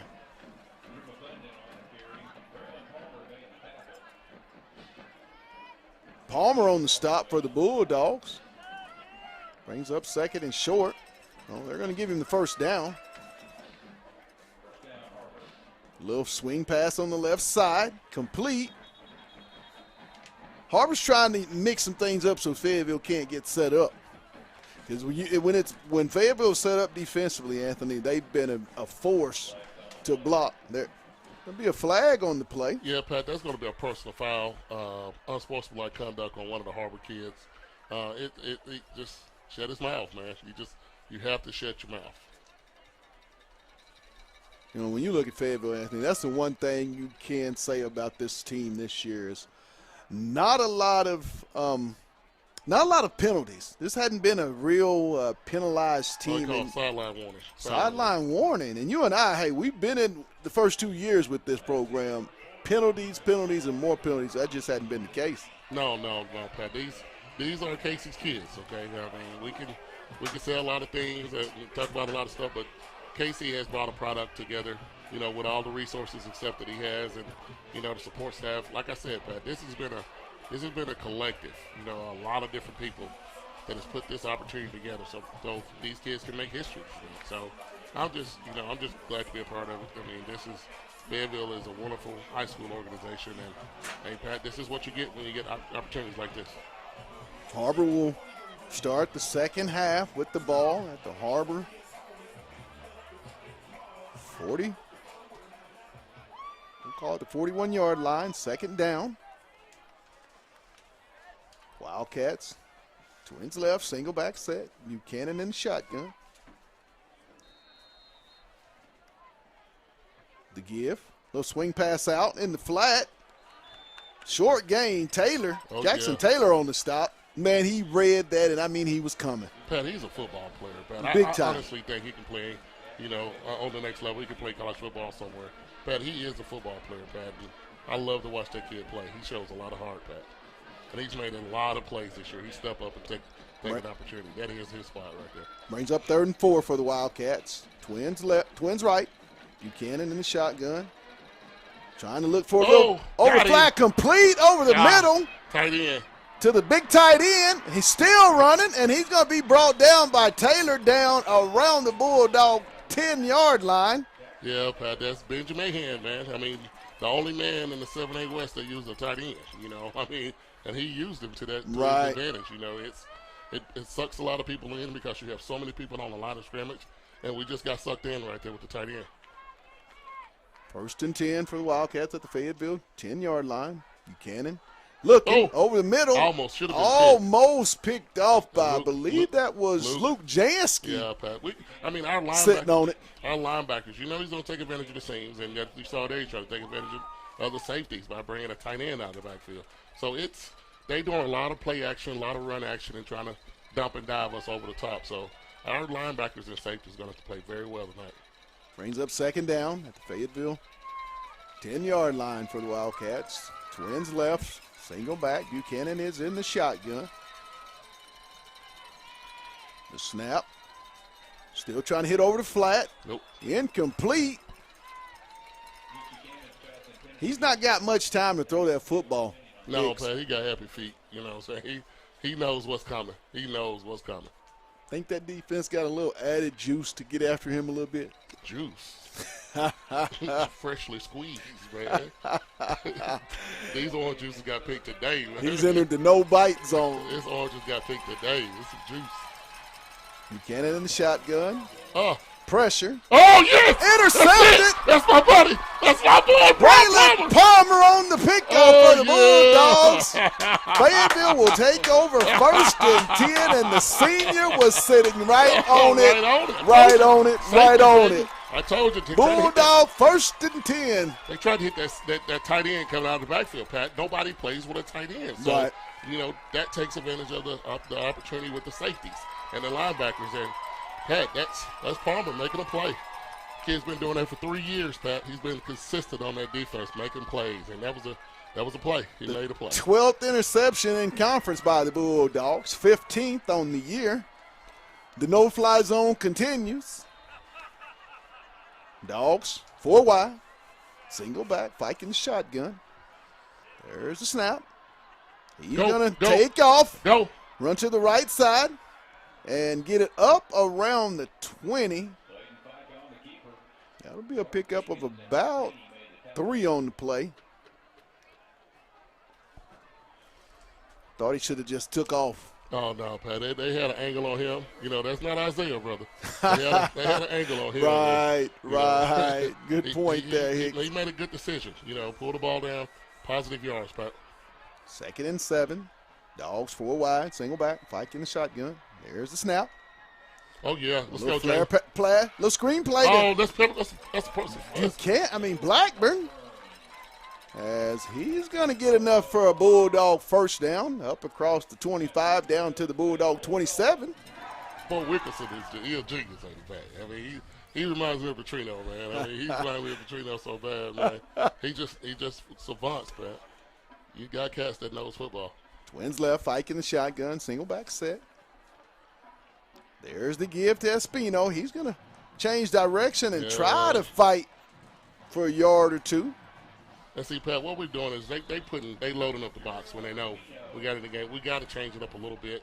I don't know, if we got somebody else in there because I've only seen Espino in the backfield. I'm trying to see if Christian Sexer, he's coming in the game right now. So that opens up a whole lot Setzer will enter the ball game. The sophomore Bulldog. This young man's going to be something that we got to keep an eye on in the years to come. Hey, Pat, I think this sophomore class can do the same thing this senior class did. Empty backfield set. Fike takes the snap. He's got a man open over the middle. Complete. Isaiah Satania up across the 40 to the 41. That'll bring up another Fayetteville Bulldog 1st down. Just a really nice groove for this Fayetteville offense and Jay Wilkerson. As you say, Anthony, he's having fun. He's having fun tonight, Pat. 4 wide. Snap. Fight. He's got time. And he's going to be dragged down. You got to get rid of it, man. But also, Clark Pat, Jenkins on the stop. It was a bad situation anyway, too, because the fact is that number 55 was 20 yards down the field, so he kind of had to run it. So I'm glad he didn't throw it because it probably would have came back anyway, because I don't know if that's supposed to be a screen play or whatever it's supposed to be, but that play looked dead from the start. Loss of 3 will bring up 2nd and 13 back at the Bulldog 38-yard line. Trips left. Fike in the shotgun. The give to Espino off the left side. He cuts ahead, and he's going to get a large portion of that back. We'll give him 10 on the play.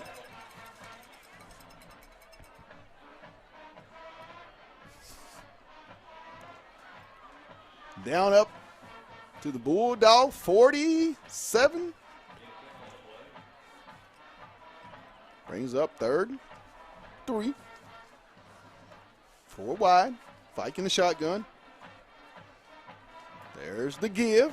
To Espino up the middle. Espino rumbles, stumbles, and bumbles all the way up for another Bulldog 1st down across the 45 down to the Har-ber 44. See, Pat, it's crazy when over half – I know most of their tackles is coming from secondary people trying to tackle Espino. So, man, he's having a night tonight, Pat. All dogs on the ground. 4 wide. Espino, single back. Bikes the shotgun, takes the snap. He's got time.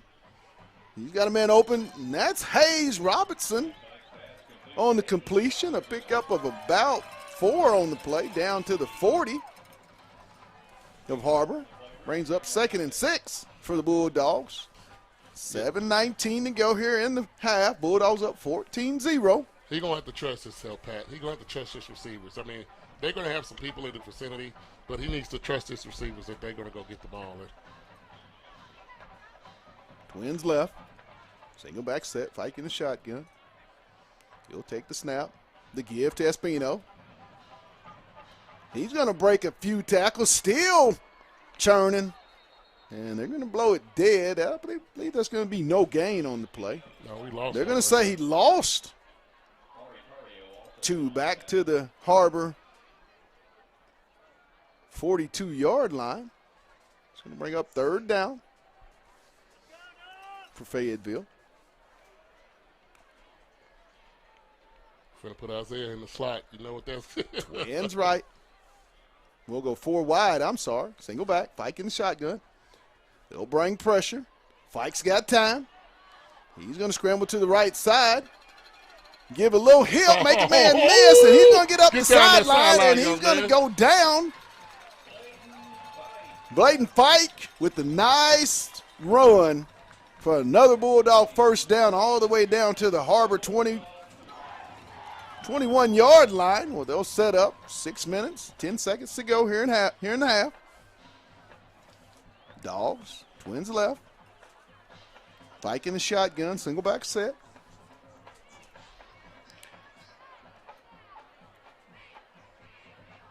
There's a snap. The give to Espino up the middle. He just puts his head down and is just plowing.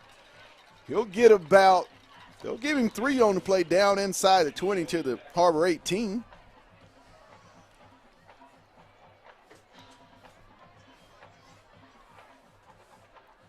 Dogs just churning away, being real physical up front. And they set the tone in the very first drive of this ball game, Hicks. Twins left, single back. Fike the snap. Oh, there you go, Christian. Touchdown, baby. Setzer, touchdown, Fayetteville. Christian Setzer on the little wheel route. Yes. Touchdown.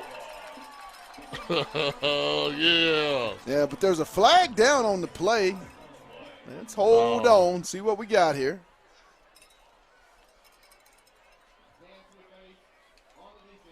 And that's going to be on Har-ber. Hands to the face, so the touchdown will stand. Christian Setzer, the sophomore, that you got to feel good for that young man. I mean, he's just bided his time. And when he gets in, he makes plays, and it's good to get one in a game that we think could be historic. He'll never forget that one. Oh, no, probably. He'll never forget that one. And I'm going to remind him of that one for a long time.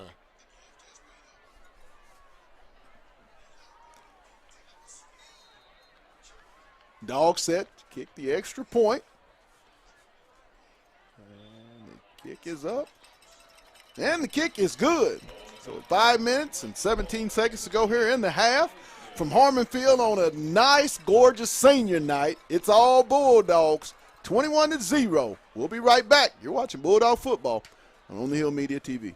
Hey guys, this is Pat Jenkins of On the Hill Media and voice of Fayetteville High Bulldogs Athletics. Make sure and subscribe to our YouTube channel. That's On the Hill Media. Make sure you hit the bell for all notifications. As we say, let's get it.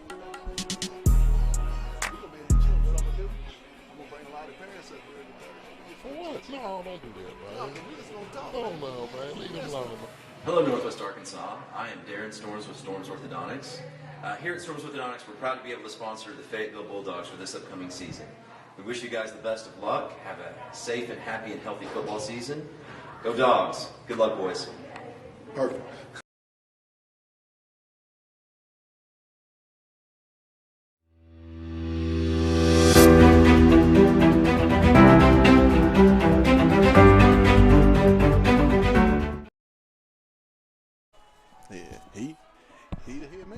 And we're back here at Harmon Field. Bulldogs up 21-0. 5 minutes and 17 seconds to go in the half. As nice squabbly kick will be fielded, I believe. Oh, no. Let's see what they call here. Might have to have a little discussion, Anthony. What do you think about that? They're going to give it to him. They're going to give it to him, Pat. I mean, He stopped it, stepped out of bounds right there at the one foot line. I mean, that was a great kickoff, man. I mean, so you can't ask for anything better, but they're going to give it to him. Oh, they're going to spot the ball at the 20. They're going to give it to him.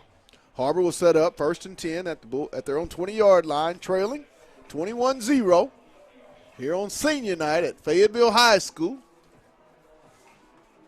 All dogs. They got that too tight end again, Pat. Twins left. Empty backfield. Buchanan in the shotgun. He's going to keep it. And he's going to run straight ahead, breaking a few tackles. Buchanan's going to pick up about 7 on the play. I mean, Pat, that's old school. I mean, that's what Fayetteville used to look like. I mean, this is Benjamin here. Buchanan takes the snap. He's under pressure. And he's going to be brought down by a whole bunch of purple. Who you want to give that tackle to? It was so many of them on the play. Hey, I think JJ got to him first, or Caden got to him first, and JJ cleaned up. Or Caden Turner and Brooks Urachek will be credited for the stop. Brings up 3rd and long. Back at the Har-ber 17-yard line. They'll break. Pat, look at this. They got Trips everybody left. up. They got everybody up. They got all. Snap, little screen play complete, but it won't go anywhere as the Bulldogs are there to sniff it out. Pat, it was crazy. They had everybody in a running Turner stance. on the stop. They had everybody in a running stance, and they took a running start. They was all 3 yards back and took a running start at the offensive line. So, Pat, he didn't know what to do right there. They didn't know who to block. So, yeah. This Bulldog defense is locked in. This football team is locked in. Cattell back at the Har-ber, or at the Fayetteville. He'll set up at his own 45-yard line for the Bulldogs. There's the kick. And it's going to take a Har-ber roll all the way down to the 20-yard line. Nice punt by Har-ber, but just took a favorable roll. Thought Cattell could have been returnable. No, he did the best thing that he could do, Pat, which was get out of the way. Right. I mean, we just want the ball back. I mean, defense has done its job. And, Pat, we trying to put an onion on these boys, Pat. You know what we trying to do. Hey, you know me being a former punt returner here at Fayetteville, I'm always, if it hit the ground, my mindset was I'm catching and going. So I'm always wanting a little extra from my special teams brethren. Oh, yeah. Pat. But, hey, number 8's a good one. Number 8, Employee 8 has put up some big numbers return yardage for this football team. Dogs break it at their own 20-yard line, 1st and 10. 3 minutes, 26 seconds. They call something else? Oh. Oh. And that's a big one. So I guess they call a holding call on Fayetteville, too. So it's going to be all the way back to the Bulldog 10 where they'll set up. 1st down, Twins right. Single back set, Pike in the shotgun. Snap. Back to Espino off the left side. Espino's just churning and burning. Up to the down to about they'll give him the close to around the 20. 19-yard lines. Bring up 2nd and 1 for the Dogs. Just you can kind of see that defensive line for Har-ber starting to grab a little, bend over a little bit. Fatigue. The snap back to Espino up the middle. He gets the 1st down. Oh, with the spin move, still going, carrying people all the way down to the Bulldog 36-yard line. A gain of about 15 on the play. Yeah, Pat, it's. Uriel Espino is having a ball game. Yes, he is, Pat. He's having a phenomenal game tonight. But, he's having a great game. You like this, don't you? Yeah, Pat, I love this, Pat. I mean, this is old school football. I mean, I know you can do with you a lot of things, but, Pat, we're running the football, and I love that. This is Jimmy's and Joe's, not X's and O's. And our offensive line, Pat, is one of the best high school offensive lines I've ever seen. Man, Van Hook, Davis Turner, Colin Rayford, Will Higgins, and Grayson Bandy, Mr. Hicks. I mean, they were, without question, the question mark in the offseason heading into this year. How will the offensive line play? There ain't no questions now. Absolutely no questions at all in my mind. They are one of the best offensive lines in the state. And they're proving that tonight, Hicks. Dogs up. 21-0.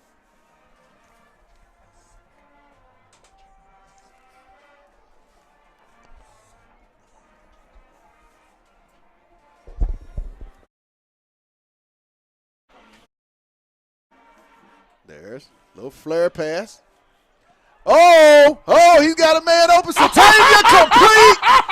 He's at the 10-5 touchdown Bulldogs. Pat. Jalen, was that Mr. Blackburn? And I wasn't going to say anything because, Pat, right before that play, Pat, he went down there and threw up. Oh, my. That's why I said Jalen was sick. That's what I was trying to whisper to you. He went down there right beside the military guys and threw up right there in that trash can. Hey. His uncle was right there beside him. And Hey, he's got quarterback in his background, and you saw that perfect pass. Hey, the Dogs are dogging tonight. 27-0. Yeah, that man's a dog. Oh, well, you can't say quack, quack. We got to say something else you're very familiar with. Woo, pig. And the extra point is good. That's going to bring the score to 28-0. Pat, that's a lot of heart right there, Pat. I know a lot of kids that can do a lot of different things, Pat, but when you know the parents, when you know Bricky and you know Dirty, Blackburn Joe family, Turner. Pat, when you know Joe Turner and you know J.P. Lampley, Braylon Palmer's uncle. Pat, you see Mr. Rachel kids. Davenport. Oh, my God, Pat. These are great. Mr. Bladen Fikes, we man. watched him, at the university during his career. The support that they get from I grew up with Dylan Cattell's uncles. Come on, Pat. And mom and aunts. Pat, these guys, man, they put it together this year. This is what you get, And that was a big time player, Pat. Right there, he was sick, Pat. I literally saw him throw his guts up in there, and then came back the next play, Pat, and threw a dart to a dart. That's what makes teams, and that's what makes this team what it is. I mean, these kids lay it on the line for one another, and they play through, like you said, all different types of conditions. There's the kick. Squibbly kick will be fielded. He'll bring it back to the right side, get over the 30 up to about the Har-ber 34-yard line where the ball will be spotted, 1st and 10. 2 minutes and 31 seconds. Your check on the stop for Fayetteville. And, Pat, I don't think they got enough in them to throw the ball, and if they do, we might score again, and we might be a running clock at halftime. Hey. You know what that is. Hey, I want you to talk about what you like, defense and more defense by this Purple Dog football team. This is one of the more convincing first halves that they've played. I'm talking about they came out from the word go, Pat. Twins left. Buchanan takes the snap. Oh, He's pick. Looking. Pick. Intercepted. Oh, no, he said he didn't catch it. Oh.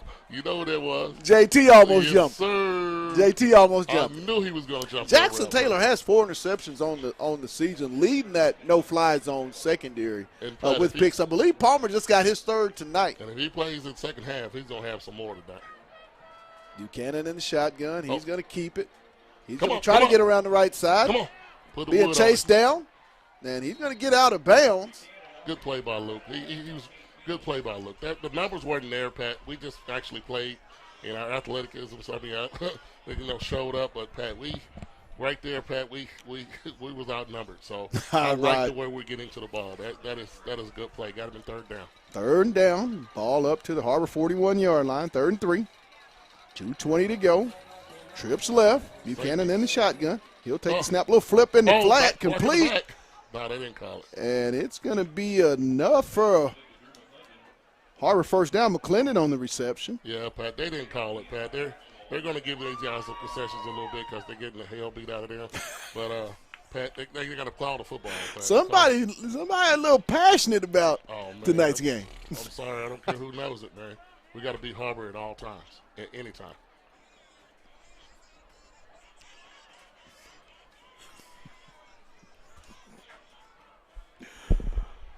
Trips left for the Wildcats, 1st and 10. Cannon take the snap.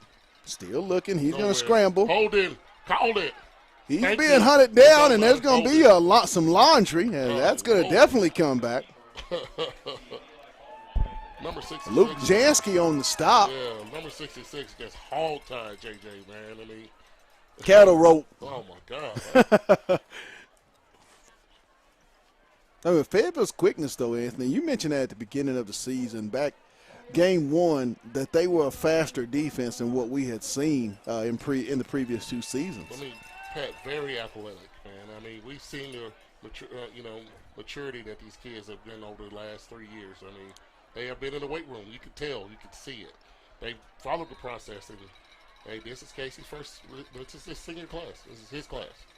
Buchanan. Oh. Pass over the middle. Oh, he caught it. He caught it. And that's going to be, I believe, intercepted. He caught it. That's interception. Picked up by the Bulldogs. Owen McComb on the pick. He caught it, Pat. The no-fly zone is the no-bite zone. They get another one. Interception number 12, 15 on the year. You have to credit Devonta Britt for the job he's done here with that secondary, and it's the maturity of those guys back there. I mean, he was on his back, Anthony, when he picked that off. Yes, he was, Pat. And Pat, I'm telling you, man, that was a phenomenal play by Owen McComb. You know, great football play. Let us stay with it, kid. Dogs on the hunt for more. Up 28-0, 1:46 to go. Ball at the dog, 44-yard line. Fike takes the snap. Going for some more. He's got a man open. Oh, overthrown. Overthrew just a tad bit. Isaiah Satania, the intended receiver. They're going to come back to that. I like the aggressiveness.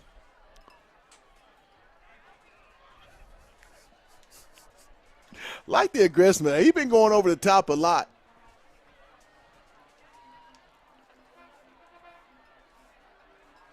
Four wide, single back, Fike in the shotgun. The snap. Gibbs straight ahead. Espino off the left side. Espino's going to churn ahead down across midfield in the Har-ber territory down to about the Har-ber 48-yard line. We're going to call a timeout, Pat. They always call a timeout. Right, yeah, we're going to take some shots right here. I don't know if I would have called that play right there, but I guess that's what they call. But no, you got to go at them, Pat. You got to get the ball down the field. You got less than 2 minutes left to go. Yeah, running the ball, the clock is going to keep running. I mean, you got a chance to score right here. Your offense has been phenomenal. Well, we'll take a real quick break. The score 28-0 Bulldogs. You're watching Bulldog football on the Hill Media TV.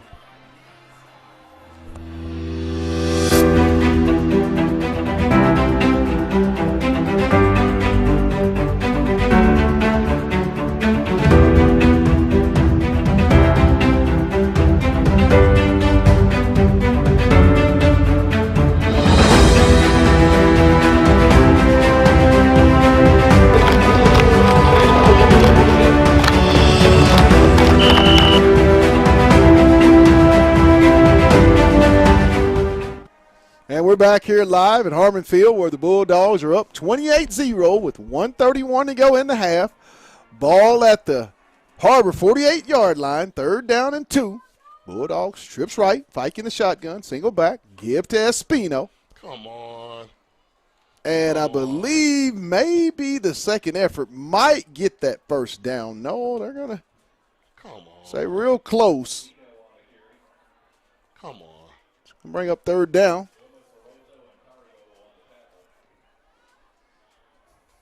Fike in the shotgun. The give to Espino. And he's going to get it this time, still going as he's going to across the 45 down to the Har-ber 43-yard line. And that's going to be another Bulldog first down. 58 seconds and counting. 4 wide, Espino. Single back, Fike in the shotgun. There's the snap.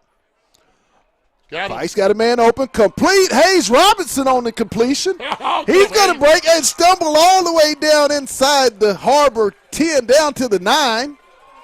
Oh, had he not lost it, we would have running clock and we still may be in it. Hey, man, and just like Hayes, man. I mean, Hayes is another kid that, Jalen's best friend. I mean, we see that kid with his mom. They're just great kids, man. The give to Espino off the left side. He's still fighting. He's going to be brought down. That'll be a loss of a yard, I believe. Dogs are going to call a timeout. Oh, yeah. 33 seconds to go here in the half. You know what they're going to announce at the beginning of the 3rd quarter? The running one? The running one? Running clock. And, I mean, game over. for those, Anthony and I, this is our third year doing this team, and we said it at the beginning of the broadcast. We've seen this team go through a lot. I mean a lot. Multiple running clock games. Just not Fayetteville football, to say the least. But tonight, I mean, with what these dogs are doing and how they're playing, they're making the statement that Fayetteville football is back, and it's back to stay, Anthony Hicks. These kids have been on ESPN. These kids have seen, different offenses, different opportunities, ups and downs.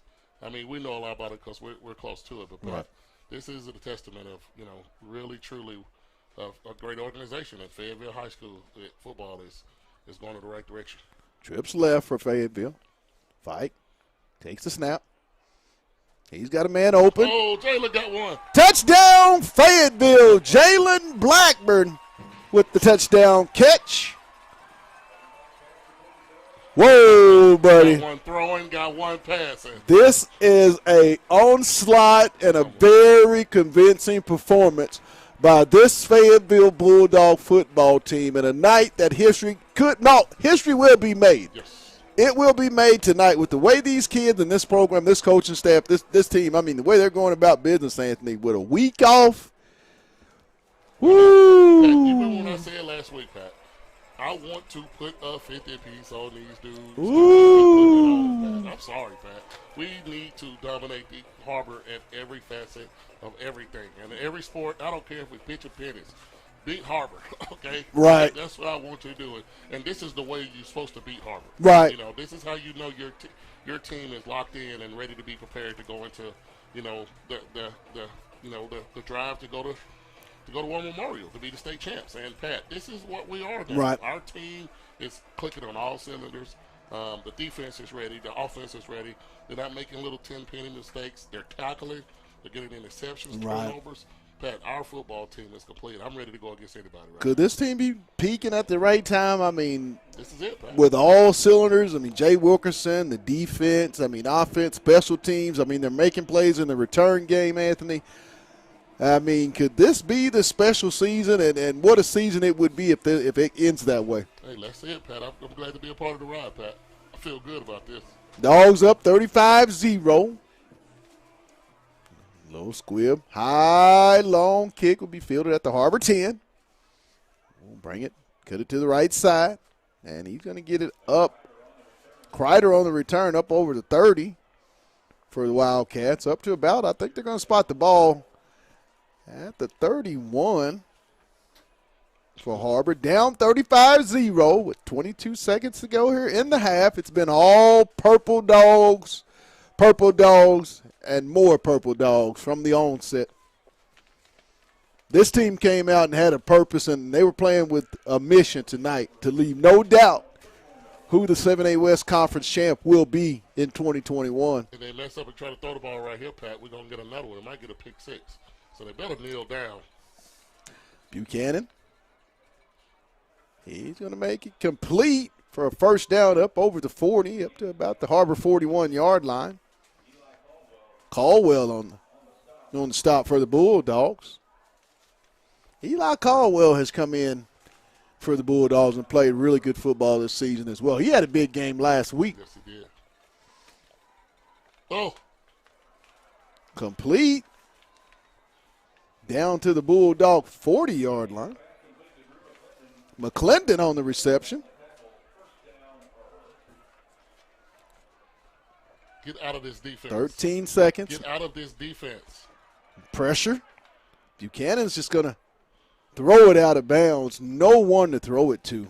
When Fayetteville sits back, that's when he seems to have comfortability and can complete pass. When they bring that pressure, he's uncomfortable and there's a lot of stress. No, Pat, right now they're in a prevent defense. Right. And they're hitting the scenes. Good point. I mean, there's a little bit too much time on the clock, and honestly, it's a little disrespectful to Har-ber, but they're moving the ball down the field because Luke is making good decisions. But if he makes a bad decision, it's going to be a pick six. Ball at the Fayetteville 39-yard line. Second down for the Wildcats of Har-ber. Trips right. Buchanan in the shotgun. He'll take the snap. He'll look for someone. Oh. There's flag. A flag is down. See what we got on the incompleted pass. Offensive holding. I think the Bulldogs are going to take that penalty and back them up. 2 seconds to go in the half. Dogs up 35-0 here on senior night at Harmon Field on the campus of Fayetteville High School in Fayetteville, Arkansas. Beautiful night, Anthony, for football. Considering what we went through all week, rain and all that fog, this is what it's supposed to. This is November. I love the rain. Yeah, because you like to hunt. You like to get out there. We needed some rain anyway, baby. You can't grow nothing without the water there. Buchanan take the snap under pressure. And he's going to be brought down for a sack by Caden Turner, K9, to end the half.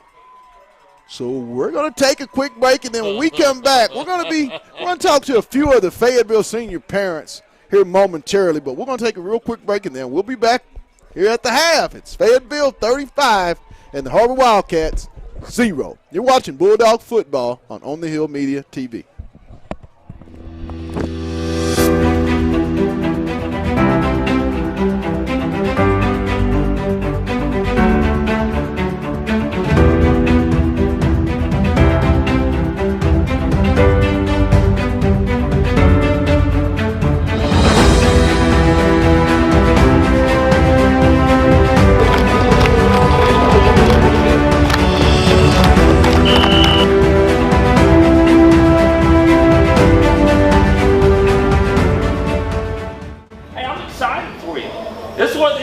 Again, this is what it's all about right here. I played a bunch of these things like this, where everybody in the town's fired up.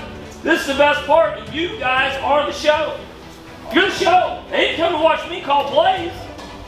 They came to watch you guys do your thing.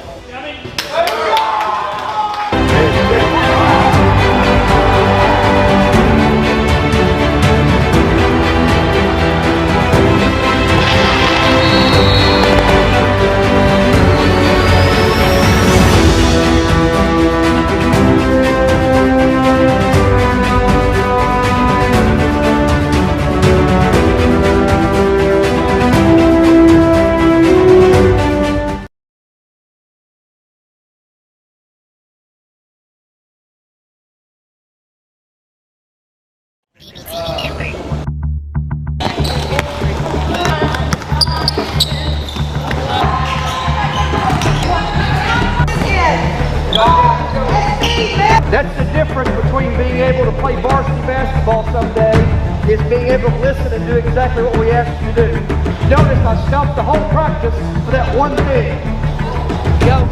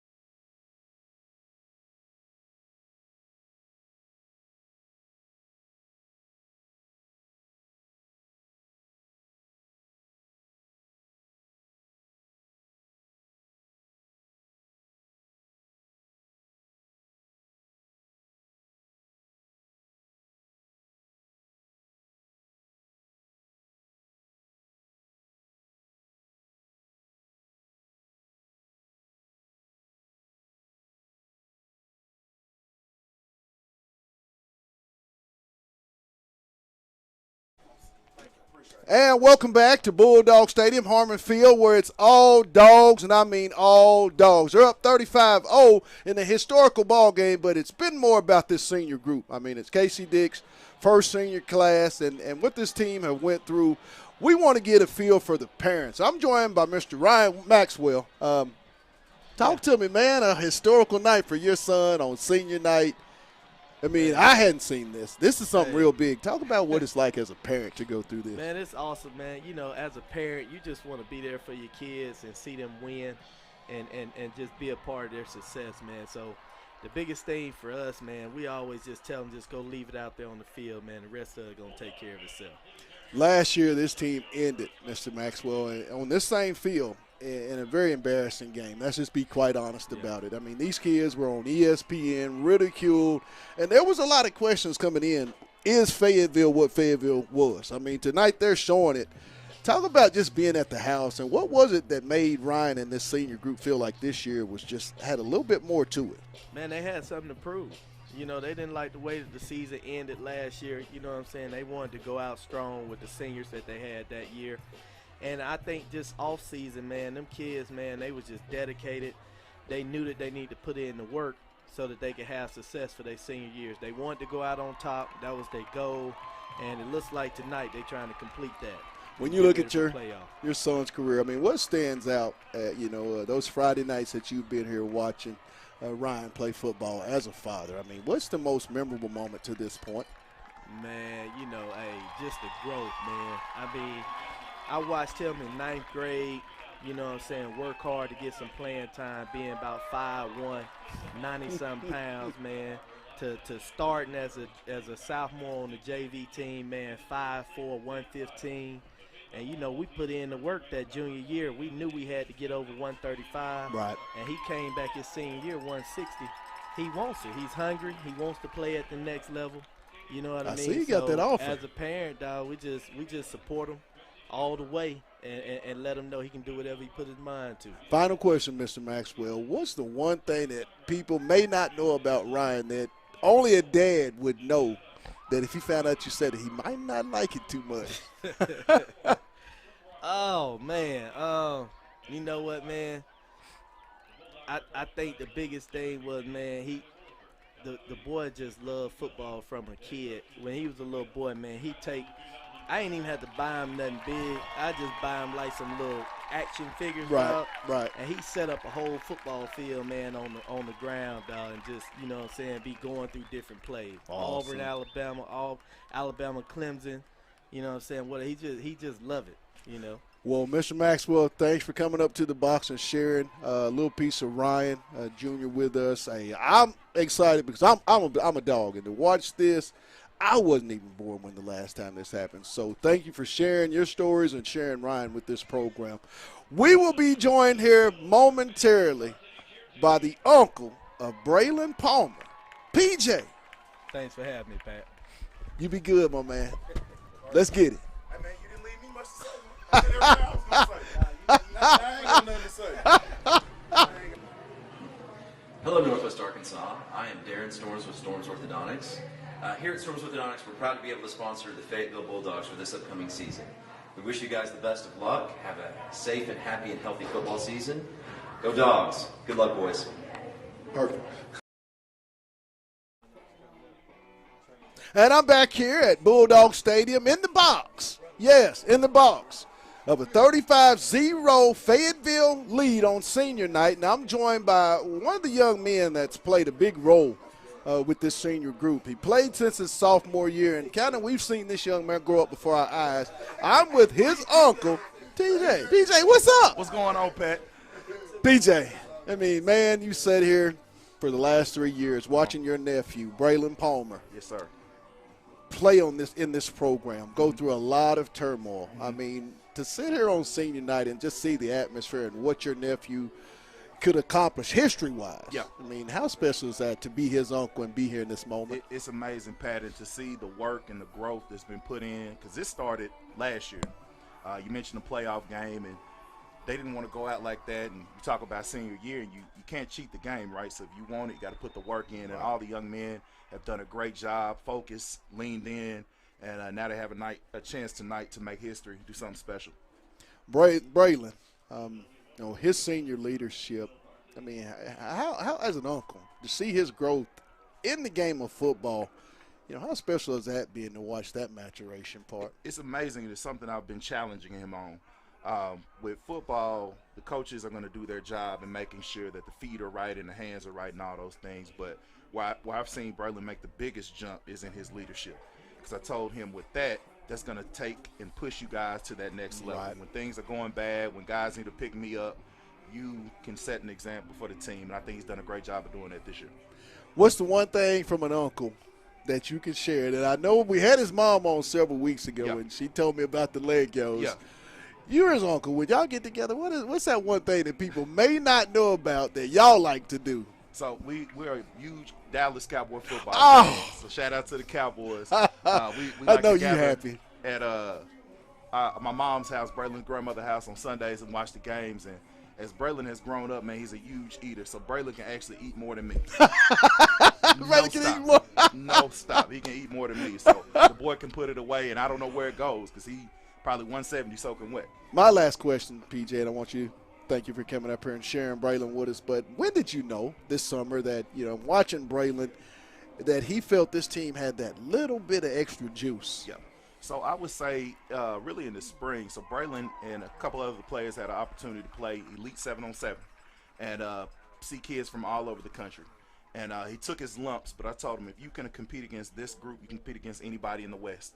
So now we have an opportunity to go win a state championship because of the work put in the spring. And, going against, the number one player in the state each day in practice helps. And the boys just continue to get better, and now they got to take this confidence and momentum into the playoffs. Well, PJ, thanks for coming up. I consider Braylon the best free safety in the state. So colleges, if you're looking, come get number 7. He's good on and off the field. Yes, sir. But we're going to take a real quick break, and then we're going to come back with more halftime festivities. It's 35-0 Bulldogs. You're watching Bulldog football on the Hill Media TV. On the Hill Media, you can't beat it.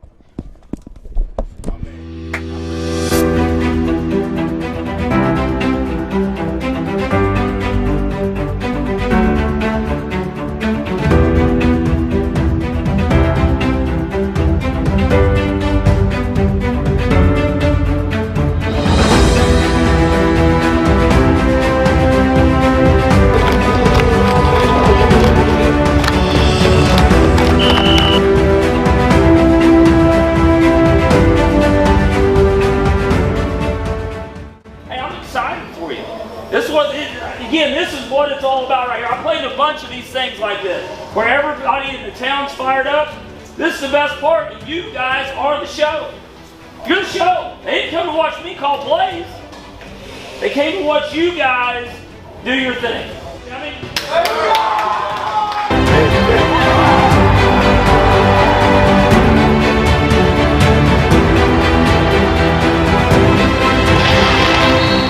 And welcome back to Bulldog Stadium, where the Dogs lead it over the Har-ber Wildcats here on senior night. 35-0, and I'm joined now by assistant boys basketball coach, Coach Nicky Bradford. What's up, RB? How you doing, brother?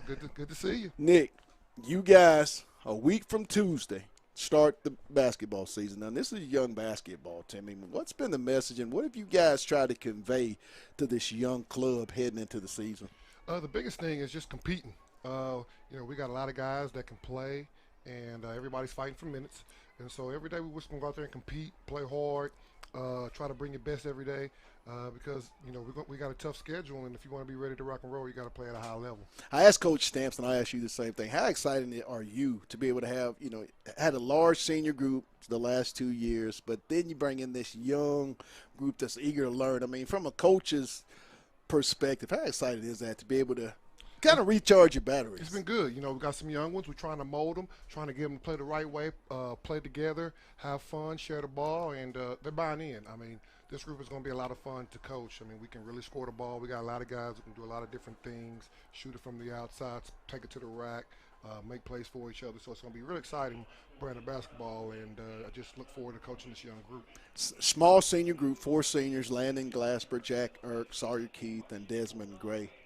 Those guys have been with you, and I think it's your first senior group from when you and Coach Stamps took over the program. I mean, how special will that group be for you guys going forward as you continue to build the Bulldog brand?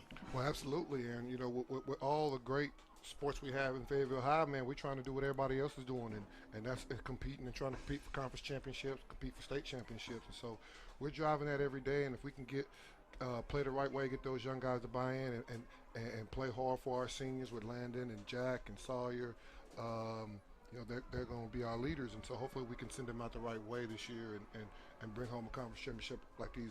Now we talking football because he is a football guy. If you could only hear the conversations that we get to have, I want to talk to you about this Fayetteville football team. We get down and we get after it. Nikki, when you watch this team, I mean, what do you see going forward in the playoffs coming up?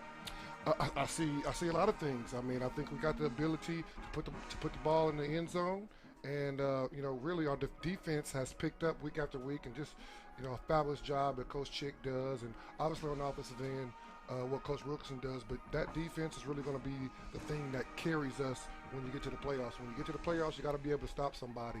And with a leader like KT out there, man, I'm not betting against him. Well, I can't let you go. Your nephew, Jalen Blackburn. Yeah, man. Touchdown pass and a touchdown reception. Man, I just told his other uncles. I said, man, I don't know, is there a better way to go out on senior night? Right. You throw one, you catch one. About to go undefeated in the conference and get ready for a chance to win state as well. Well, Coach, I'm looking forward to being on the call in your gym soon, as On the Hill will be doing all of the men's basketball games and women's. So you want to tune in, but, hey, we're going to take a real quick break. The score here from Bulldog Stadium, Fayetteville 35 and the Har-ber Wildcats 0. You're watching Bulldog football on the Hill Media TV. Yes, sir.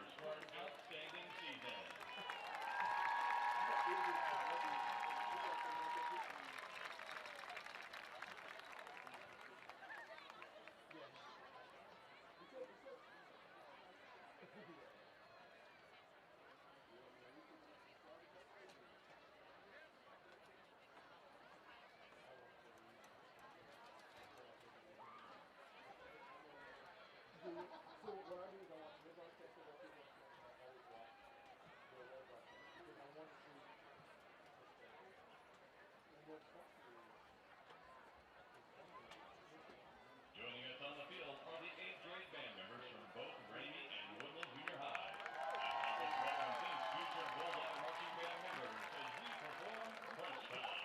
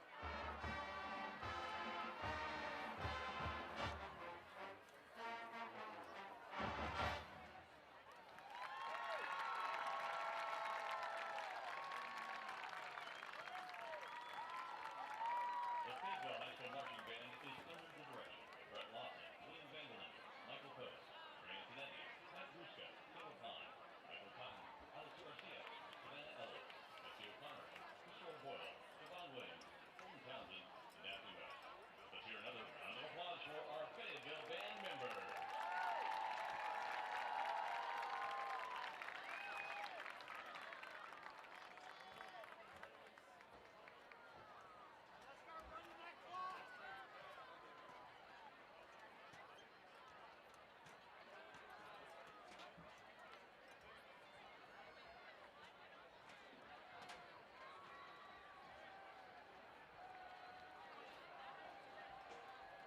Serving athletes since 1997, we thank Millennium Chiropractic Sports Medicine and Rehab for their continuous support of Fayetteville athletics. Providing both in-week and game-day care, the doctors at Millennium are proud to be part of the Fayetteville Sports Medicine team. Thank you again to Millennium Chiropractic Sports Medicine and your dedication to keeping all athletes safe and performing at the highest level. We are Fayetteville Strong. Whether it's coming inside or through the drive-thru, opening a checking or personal banking account. We have friendly faces here to serve you. Centennial Bank, local bank, local supporter. Scott Hickok with Centennial Bank. I want to take a minute and say thank you. Thank you to the frontline workers. Thank you to the city administration. And thank you to Fayetteville Public Schools. We're all here because of the continued efforts of many. From my team to yours, thank you.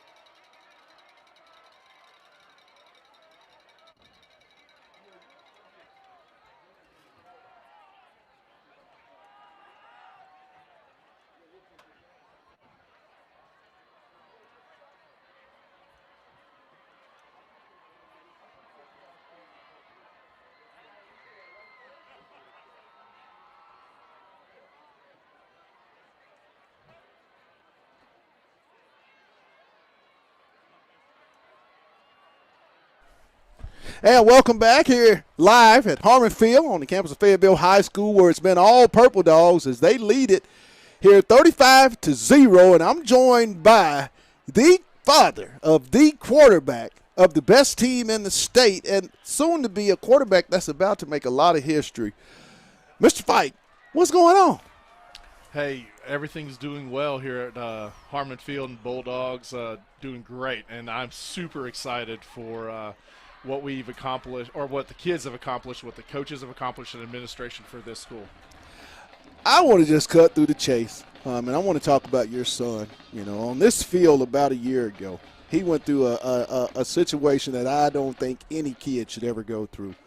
But to see this young man come back and play the way that he played, I remember a conversation we had, and he said he would come out and play this way. Talk about the conversations you had with Bladen, you know, from that moment to this point, and how excited from a father's standpoint are you that he's having this type of season? Well, interestingly enough, whenever it occurred, he was taking a nap. So he didn't actually get to see or hear anything. After he woke up from his nap, he had about 500 Snapchats from all over everywhere and telling him what the situation. And most people don't know this, but he thought it was funny. He's like, I'm on ESPN, what the heck? And then the thought came in, all the negative stuff. And I told Bladen that you get one opportunity to address it. Right. And it will always be in infamy. And I told him he had a lot of supporters, and which, you and Anthony are two of them. And, we worked through it. First with the Twitter message that he put out, and then, of course, his work ethic, private speed and agility coaching, working through his passing, studying film with Coach Wilkinson, talking to you, off season, and some of the conversations you had. Thank you so much. And some other people that have reached out to him, but he constantly engaged people, asked them questions, listened, and applied what he has learned. And this right here is a culmination. What he's done this season with his team is a culmination of all that. Mr. Fike, talk about Jay Wilkerson and what a big impact and a blessing he's been for Bladen and this Fayetteville offense.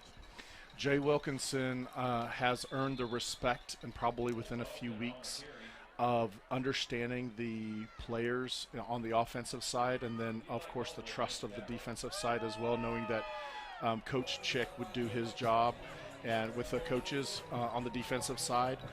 But the players bought into Coach Wilkinson's offensive schemes, what he wanted to do, what he wanted to accomplish, and how they were going to execute. And from a Bladen perspective, Bladen became even better friends. I mean, his best friends are his wide receivers, right? And you can see that they have a connection, and he knew it needed to be genuine. It couldn't be just on the field and then off the field do something else.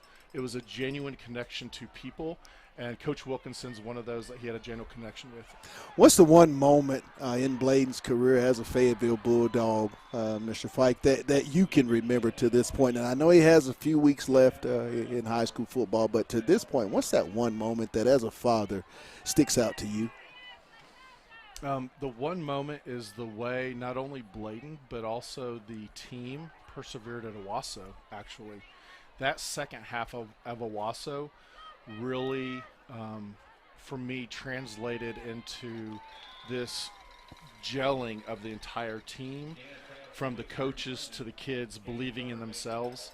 And, take North Little Rock out of the picture, but we could have, should have won that game. But really, the Owasso game, I think, is what set this up for success. My final question, I want to thank you for taking time to come up to the box and join us. But this team here, moments away from doing something that, not in my lifetime, have I ever seen. I went to Fayetteville. There's a lot of state championships across the way, but nobody's ever done what this team has done in 58 years, and that's be an undisputed conference champion. As a father, to watch your son be a part of this and to be the quarterback, how special of a moment. I mean, and I know you go through it senior day, but as you sit here and you'll go back down to the field and take it all in, how special is that, is those moments as this thing ticks down?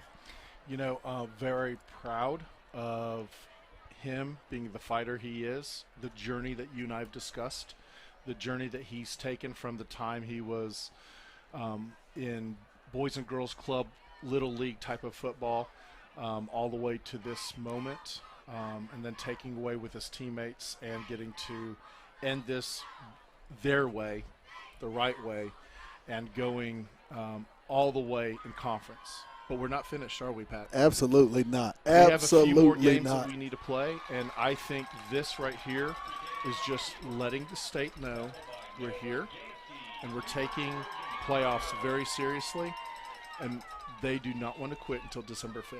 Well, Mr. Fike, thanks. Hey, thank you for sharing Bladen with us. And, you know, as Bladen and all the kids know what I say, let's get it. Absolutely. Thank you so much, Pat, you and Anthony, for everything you've done this year. All right. That was Mr. Fike, Bladen's father. Hey, we got games to talk about. We'll take a real quick break, and then we'll be back. You're watching Bulldog Football on the Hill Media TV.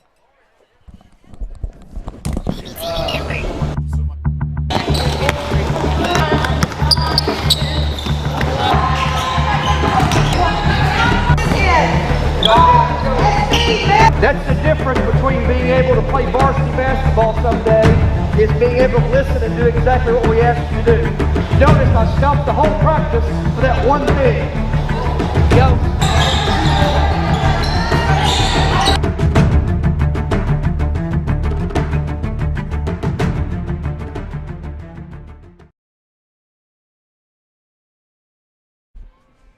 No, they say it's a distraction.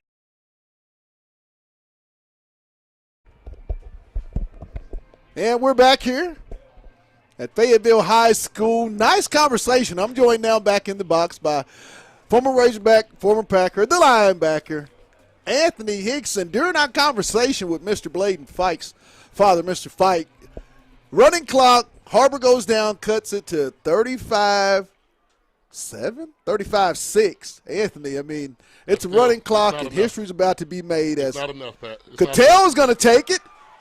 He's going to bring it all the way up to the Bulldog 39-yard line, where it's going to be 1st and 10, where the Dogs will take over. I'm sorry, Pat. I know they probably go second string here, but I wouldn't go second string right here, Pat. I'll put the pedal to the 50 metal, piece. Pat, and I'm sorry, Pat. I'm trying to 50 beat piece. the dog out of these guys. 50 I mean, piece. Har-ber has a pretty good football team, man. And but we need to looks put like more they're going to points go on with that. the Yeah, we're going with starters. the first team, man. 50 piece. You want 50? Mm-hmm. I want 50. I wouldn't take them out to the fourth quarter. Give them 58 for the years that it's taken since they did that again. Dogs will take over at the Bulldog 39-yard line here in the start of the third quarter. Their first drive. Yeah, Pat, I wouldn't take them out to the fourth quarter.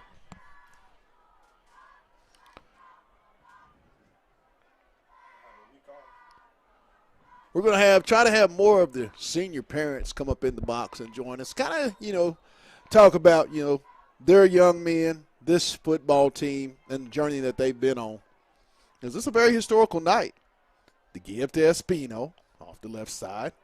He's going to plow ahead for a pickup of about 6 on the play. That's going to bring up 2nd and 4.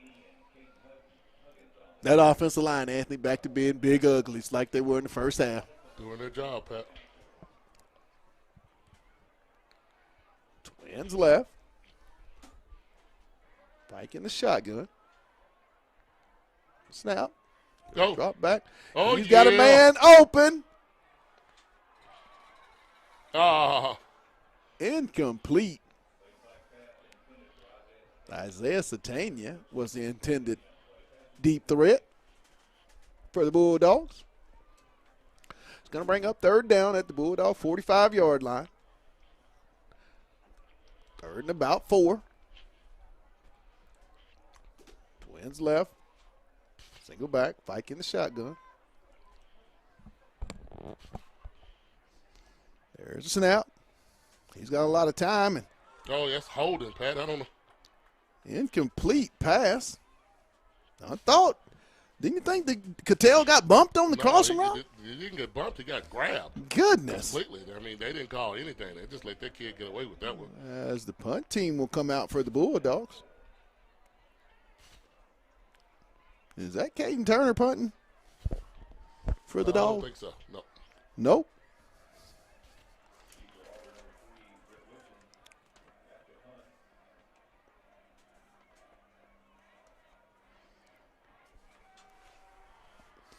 A nice high punt will be fair caught at the Har-ber 25-yard line.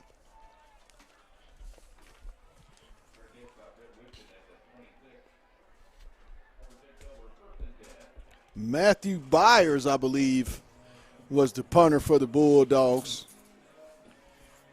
Previous punt and the punt before, not Tariq Scott, as I stated earlier in the ball game. Wildcats will come out, twins right. Oh, we'll go 4 wide. Single back, Buchanan in the shotgun. Buchanan, the snap. He's looking. Over the middle. Intercepted. That's a pick 6, baby. Go to the hole. He's at the – is that Bo Nolan? Yes, that is Bo Mr. Nolan. Bo Nolan on the catch. Oh, Bo, you got to shut up, Bo. God, and dog. he's going to get a penalty, I believe, after the play, but Nolan will be credited with the interception. I mean, Pat, he is the future, okay? He is the future, Pat. And, Pat. You said 3. I said 3. I said 4. You said 3. Anthony, think about this. The Bulldogs have picked off 3 out of their last 5 games, and it goes all the way back to Bentonville. At least 3 interceptions in 3 of the last 5. That will be interception number 13, 14, I should say, in the conference. Number 16 on the season. As the Bulldogs will get the ball 1st and 10, and they'll face a personal foul. And that's a young guy mistake. Hadn't been in that situation. I'm pretty sure Braylon Palmer and the guys they'll talk to him about that one. And Pat, I promise you, probably when I was playing, I probably had a personal foul 2 or 3 a game because I didn't care. Man. I was gonna rub my mouth, man. Ball at the Har-ber 27-yard line, 1st and 10 for the Bulldogs. 4:40 to go in the 3rd quarter. What do you do? What we got here?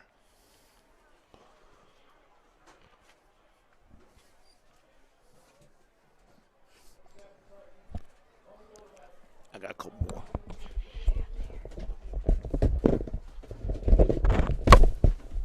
I got you. Put her on me. Here we go. Miss Deb. Yep.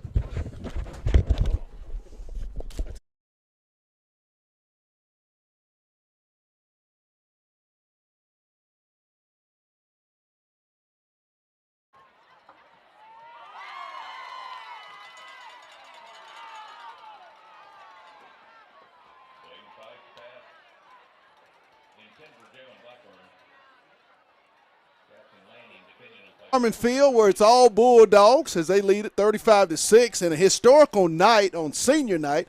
And I'm joined down in the booth by yet another senior parent, Rachel Davenport, the mother of Owen McComb. He's got interception tonight, Rachel. I know. What an exciting thing. Tonight on senior night, Rachel, I mean, as you sat in the bleachers and you watch this football team and you go back to what this senior class have been through over the last 2 previous years, I mean, you know, how do you reflect on that as a parent, and what goes through your mind when you think of that tonight? Yeah, it's a very special night. These boys have been playing together for a really long time. I was telling somebody that a lot of these kids started flag football at kindergarten, and they've been through, you know, just some wins, and they had a great junior high season, and then they went through some losses, and then we went through COVID, and we've seen, you know, just a lot of ups and downs, and I'm so proud of these kids for all that they're doing. I go back to last year, Miss Davenport, when Owen got hurt as the starting quarterback. Several weeks went by, and he went over to the defensive side of the football, and it just seemed like that was his natural spot, and the defense just shifted. I mean, talk about just watching his maturation at that spot from when he went in to how he's playing right now in his senior year. Yeah. You know, Owen has always actually loved defense from the very beginning, and then had a natural talent for quarterback, and so we saw him placed there. Wasn't God's plan for him to be that particular position after a couple of injuries, but he just lit up with passion when it came to defense, and I really saw his leadership. I was so proud of him, just the perseverance, and then how he persevered through the surgeries, and then how he came out on the other side. So he's having a ball. Rachel, at what point did you know in watching Owen in the off season and leading into this season that, you just knew this team had a little bit extra juice going into the year. Yeah. I would tell you, and so Bobby Crockett, who coaches at Woodland, always said this team would go. This team would go to state, and that we would have success. So it's kind of seeing that in fruition. These boys, especially this senior class, like I said, they've played together for a long time. And so I know that they came into the season ready. And I've watched Coach Dick really mature. Right. Watching him, being a parent on his team for the all the years that he's been here. I've watched the coaching staff mature and watched them kind of pull it all together too. That one moment that'll stick out to you. Now, he's got a lot of football left. We're about to get into the playoffs. But up to tonight, as a Fayetteville Bulldog, what's that one moment that will always, to this moment, as you sat down there tonight, remember about Owen's career? Yeah, he's been so blessed to have such a great career. And this may not be what you would expect me to say, but, what I've seen when he was injured, or maybe when he was on the sideline, or maybe when his night wasn't going well, probably the proudest I've been is when I've watched him high-five and congratulate the team members that are in the game.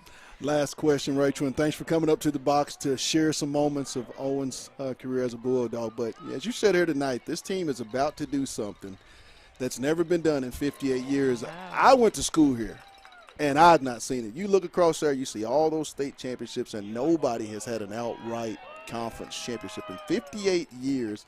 To watch your son be a part of history as a parent, describe that feeling. Oh, man. It's going to be awesome. I can't wait for Purple Rain to play and for us to get down on that field and hug those boys. And they've worked so hard, and we're just getting started. I think yes, we are. This is going to be a big year for us, so that's what I'm looking forward to. Well, Rachel, thanks for taking time out. I'm going to be joined by more senior parents as we watch a little football. It's the running clock. It's all dogs, so we're going to talk to these parents about the young men that make this team what it is. But, Rachel, once again, thanks for taking time. Thank you. You've been a special part of this for us, so thank you. Har-ber trying to get some points, 35-6. 4 wide. Buchanan, give up the middle. Not very much on that play.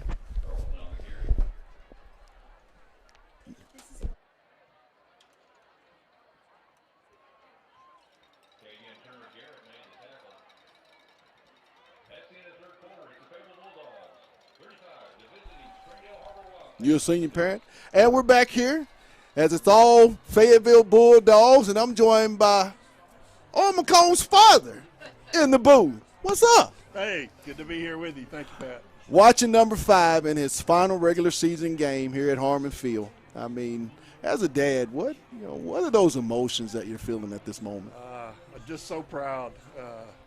So proud to see him out there giving it his all every game. And, I just keep thinking back to those days on the Boys and Girls Club field. I still think of him as that little pudgy kid, out there, running the ball. And I don't know, it's just a special time. From a father's perspective, to watch Owen do what he's about to do tonight history-wise, I mean, when this game is over, they'll never forget about your son's senior class in the 2021 Bulldog football season. Describe that feeling when you sit down and watch him and talk to him after tonight's ball game. Well, I told him out on the field when we were having senior night tonight, I was like, son, you're about to make history. Go out there and do it. Go out there and just seize the moment, leave it all on the field, and make history and make Fayetteville proud.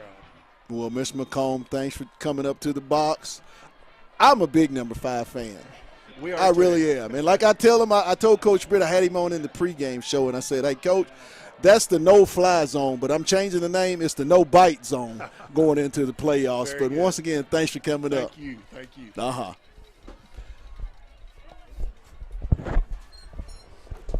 Just put that right there. Hey, Rachel, if you –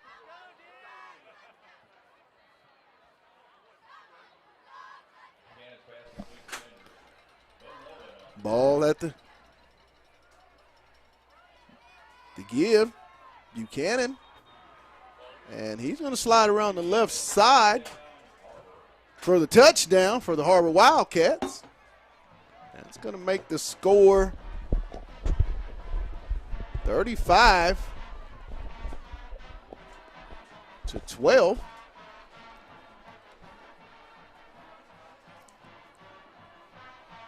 Har-ber trying to add a few points. Care, man. I'm not happy. I don't care, man. I mean, you don't take your foot off. You don't take your foot out their throat. You stick the knife in and you twist it.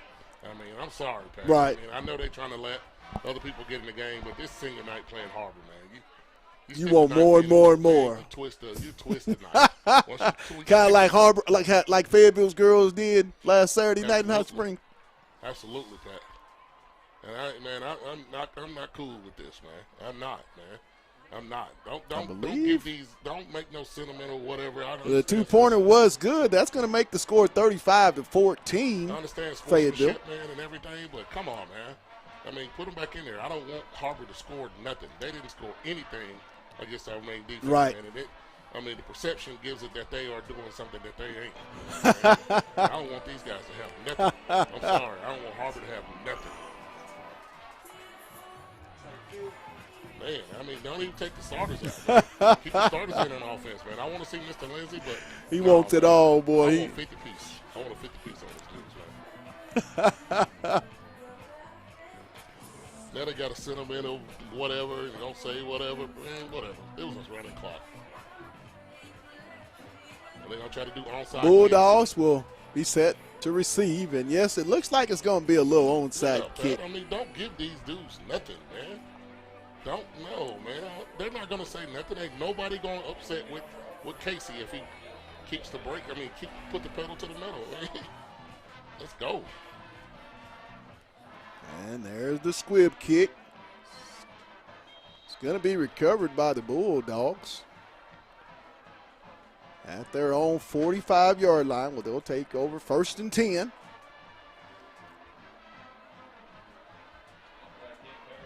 Because Pat, we still got a lot of stuff to work on. We've had 2 series, Pat, where we have not scored, and Wilkerson is losing it. I mean, he was losing it on the sideline. I mean, he went running blatant, but he was losing it because, yes, it's 4th quarter. But I'm sorry, Pat. We got 10:50 to go on the running clock. Trips left, Fike in the shotgun. He's going to give it to Espino. Espino's going to get it up to midfield, gain of 5 on the play.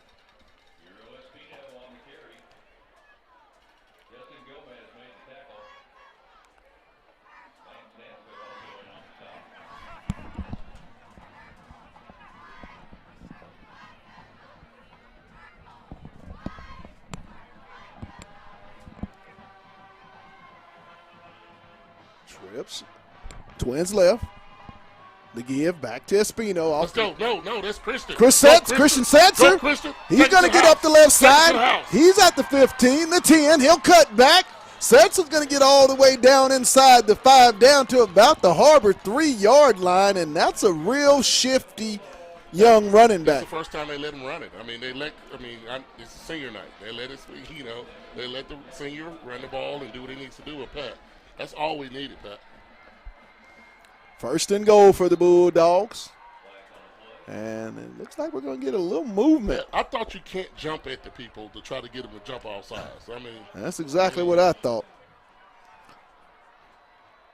They've been bluffing on that all night long. 1st and goal for the Bulldogs. At the 9-yard line, the 8-yard line. They give up the middle. Setzer with the touchdown for the Bulldogs. Christian Setzer on the 8-yard run.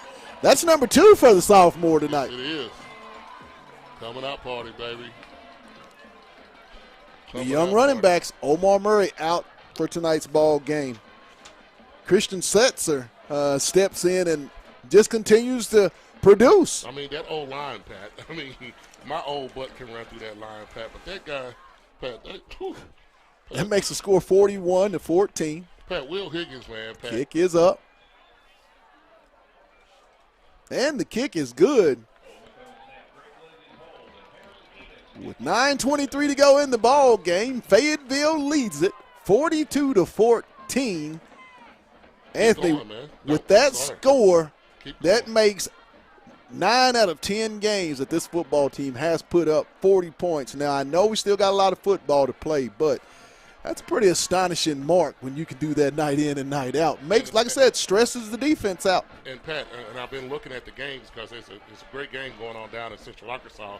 That means a lot. I know, we're looking ahead, but Pat, right What now, is that hey, man, score? I hey, know all the states got their eye on Central Arkansas. On Central Arkansas, looking at Brian and Conway playing today. But hey, man, the score now is Conway 20, Bryant 17. Oh, and that's going to matter, because we're going to get home field advantage all the way through the playoffs, and it's one of those teams. If they make it, they're going to have to come to Fayetteville. Whoa! So it's a tight game down there. Dogs get set to kick off with 9 minutes and 23 seconds to go here in the ball game. From Harmon Field on senior night on the campus of Fayetteville High School in Fayetteville, Arkansas. Pat, I will onside kicker right here. I don't care. I want 50. I want 50. No, man, we want to push to 50, but utmost respect for him. The coaches, Benji Mahan has been a friend of mine. Absolutely. I love the guy, but Chris Gregg's a good guy, the tight end coach. Over there, man, I love those guys, but no.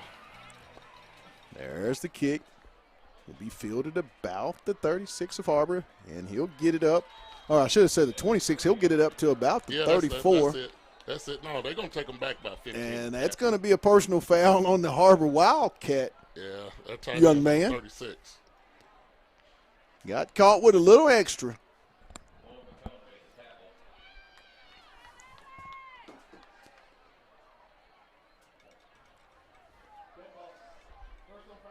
.8:59 left before history, Anthony. 8 minutes and 59 seconds before this 2021 Fayetteville Bulldog football team goes down forever in the history books.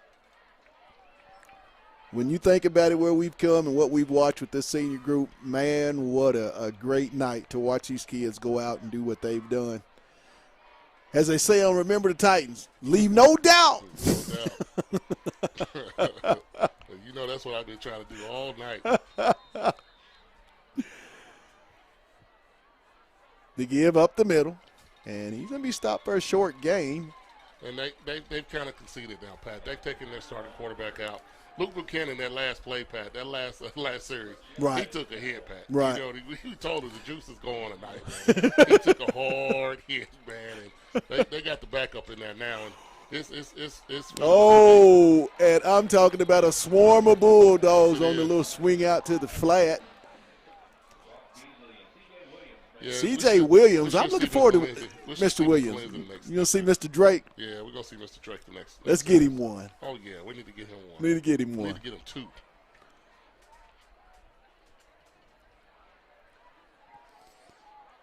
Twins left for the Wildcats of Har-ber.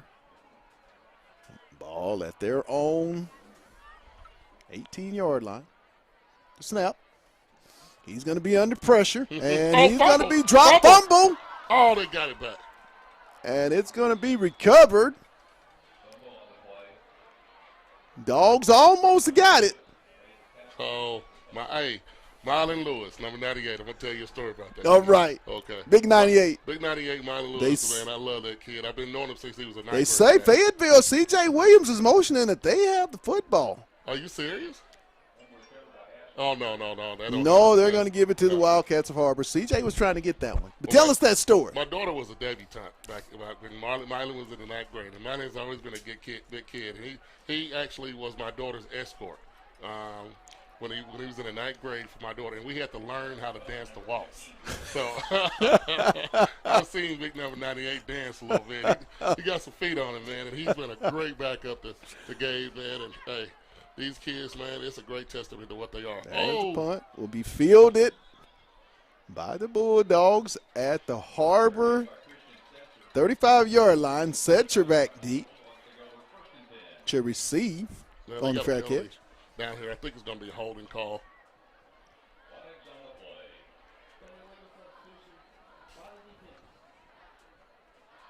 Substitution. It's not going to be enough for a first down. No. They're going to take it on the kick.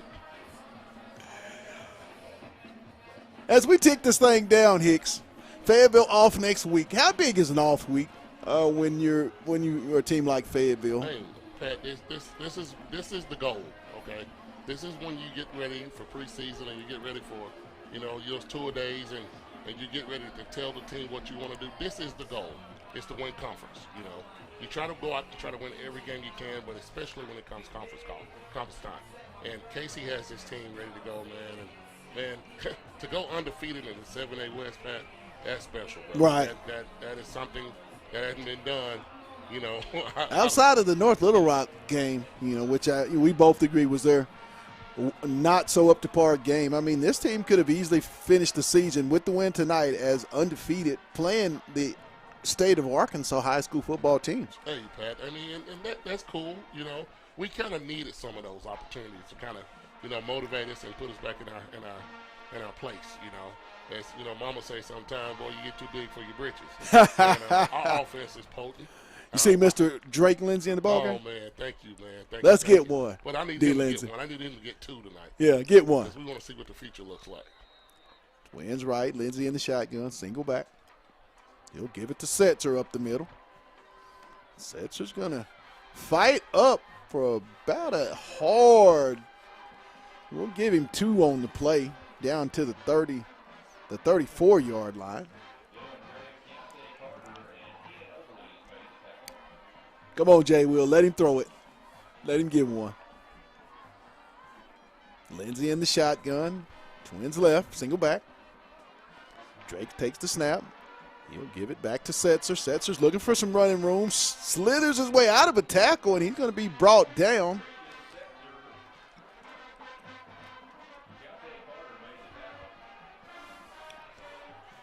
As I believe Harjo's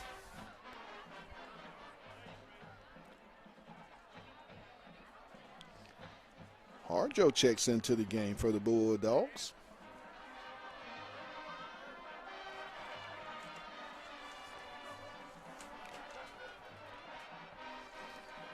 Lindsay takes the snap. He's got a man in the flat. Incomplete. That's going to bring up 4th down for the Bulldogs. Ball's at the Har-ber. 31-yard line. 4th down. About 5 on the play.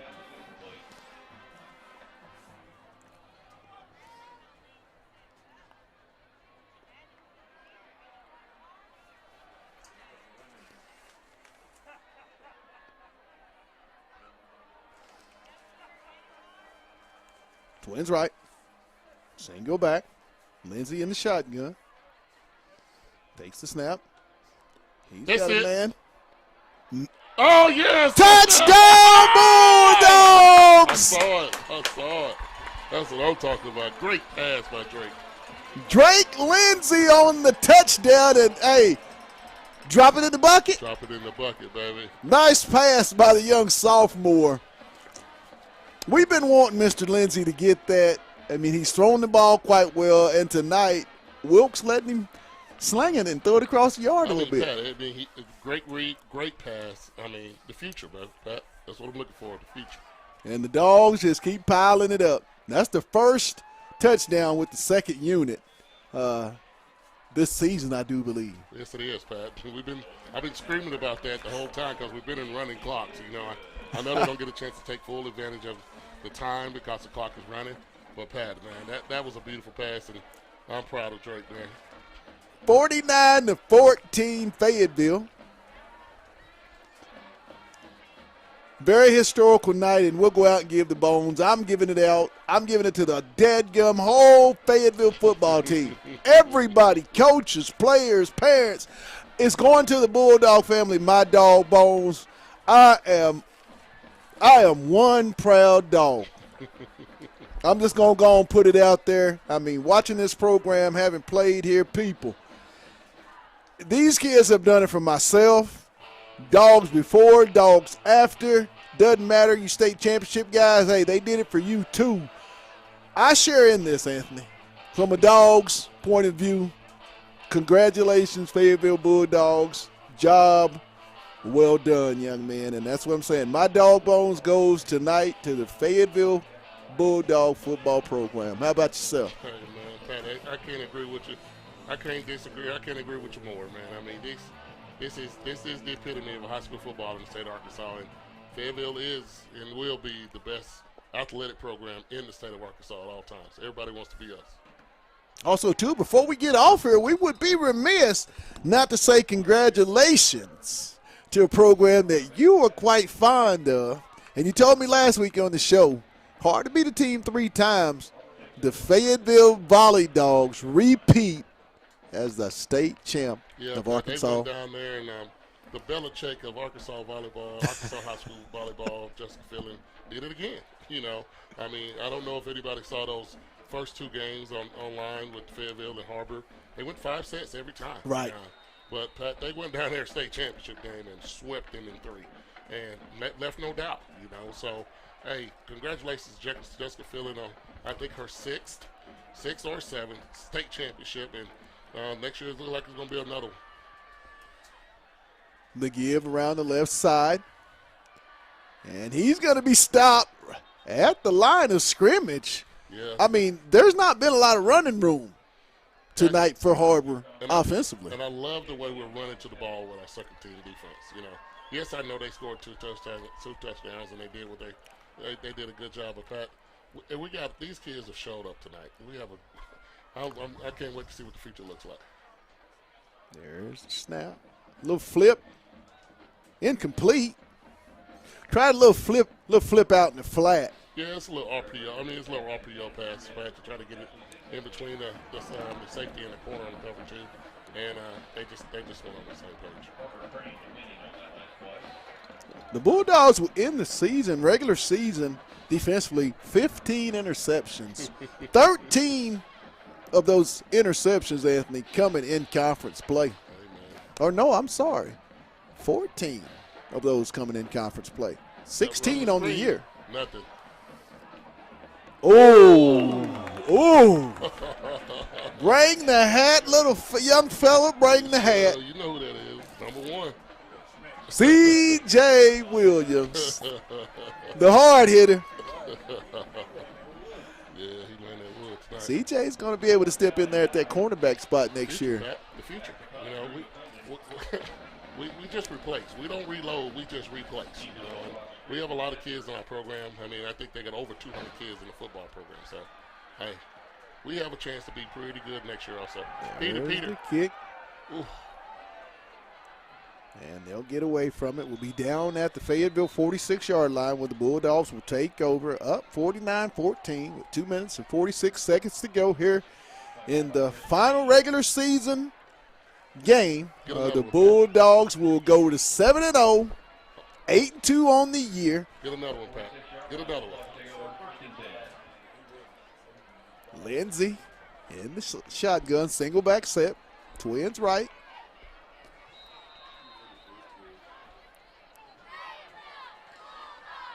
Drake takes the snap, give off to Harjo. He'll get over to the left side, and he'll be knocked out of bounds across midfield up to the 49-yard line.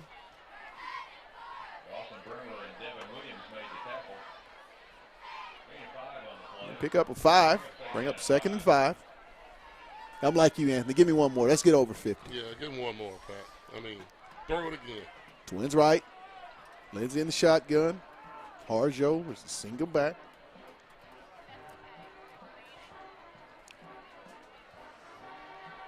They give. Harjo's going to bounce it out, still running. And he's going to fight his way for a first down. A nice little wiggle on that with that young man. Oh, yeah, Pat. Refusing to go down on the initial contact. Man, that says a lot to me. I mean, Anthony, for a team when you got a guy that doesn't play a lot, go in and fight for a first down just like that young man did. 139.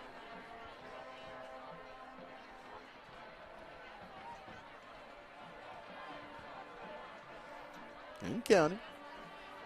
Twins right. Lindsey in the shotgun. Single back. Give to Harjo up the middle. Makes one man miss. Still running. And he's trying. He's fighting. Still carrying runners all the way down to the 11-yard line. That young man is trying to get across that white line. Fayetteville in a little tempo. I think they want this 50. Be the first time all season. No, we're gonna take a break, Pat. Oh. One more play, Pat. That's it, brother. Conference champs. That's it, baby. Turn out the lights. The party's over. They say that all good things must end. The Dogs are the champions. That's it, Pat. And that will be the final play in tonight's ball game, as we're going to let this thing tick down and just watch the jubilation on the sideline by this Fayetteville Bulldogs football team as the student section's about to make their way onto the football field. Congratulations to the Fayetteville Bulldogs and head coach Casey Dick, as they will be crowned the 2021 7A West Conference undisputed champion for this season. The Dogs will have an off week, not play next week. They'll be at the stadium November the 19th for the quarterfinal matchup. Once again, the Fayetteville Bulldogs have just got in the history books. Very historical time. This is the first conference championship unshared outright by this high school football program, my hometown, my city, in 58 years. Proud, proud day, I tell you, to be a Bulldog. And there they go, as the students have made their way out to enjoy this very historical moment. 2021 Bulldogs, take a bow, guys. You are in the history books.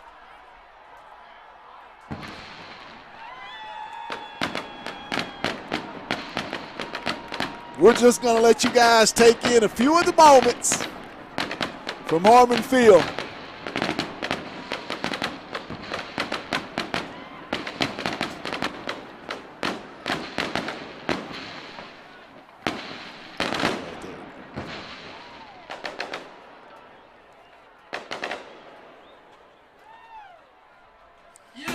Well, that's going to do it once again from Harmon Field. Final score, Fayetteville wins it over the Wildcats of Har-ber, 49-14.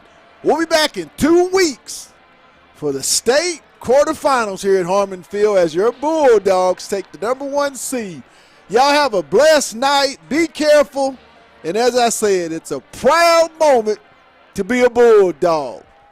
You guys have a blessed one, and you know them final words from myself, Anthony Hicks, Demetrius Johnson. I want to thank our sponsors, Lindsay and Associates, and also to Storms Orthodontics. Once again, Fayetteville is your conference champion and a history program, 49-14. Y'all have a blessed night. You know my final words. Let's get it. You've been watching Bulldog football on the Hill Media TV. Good night.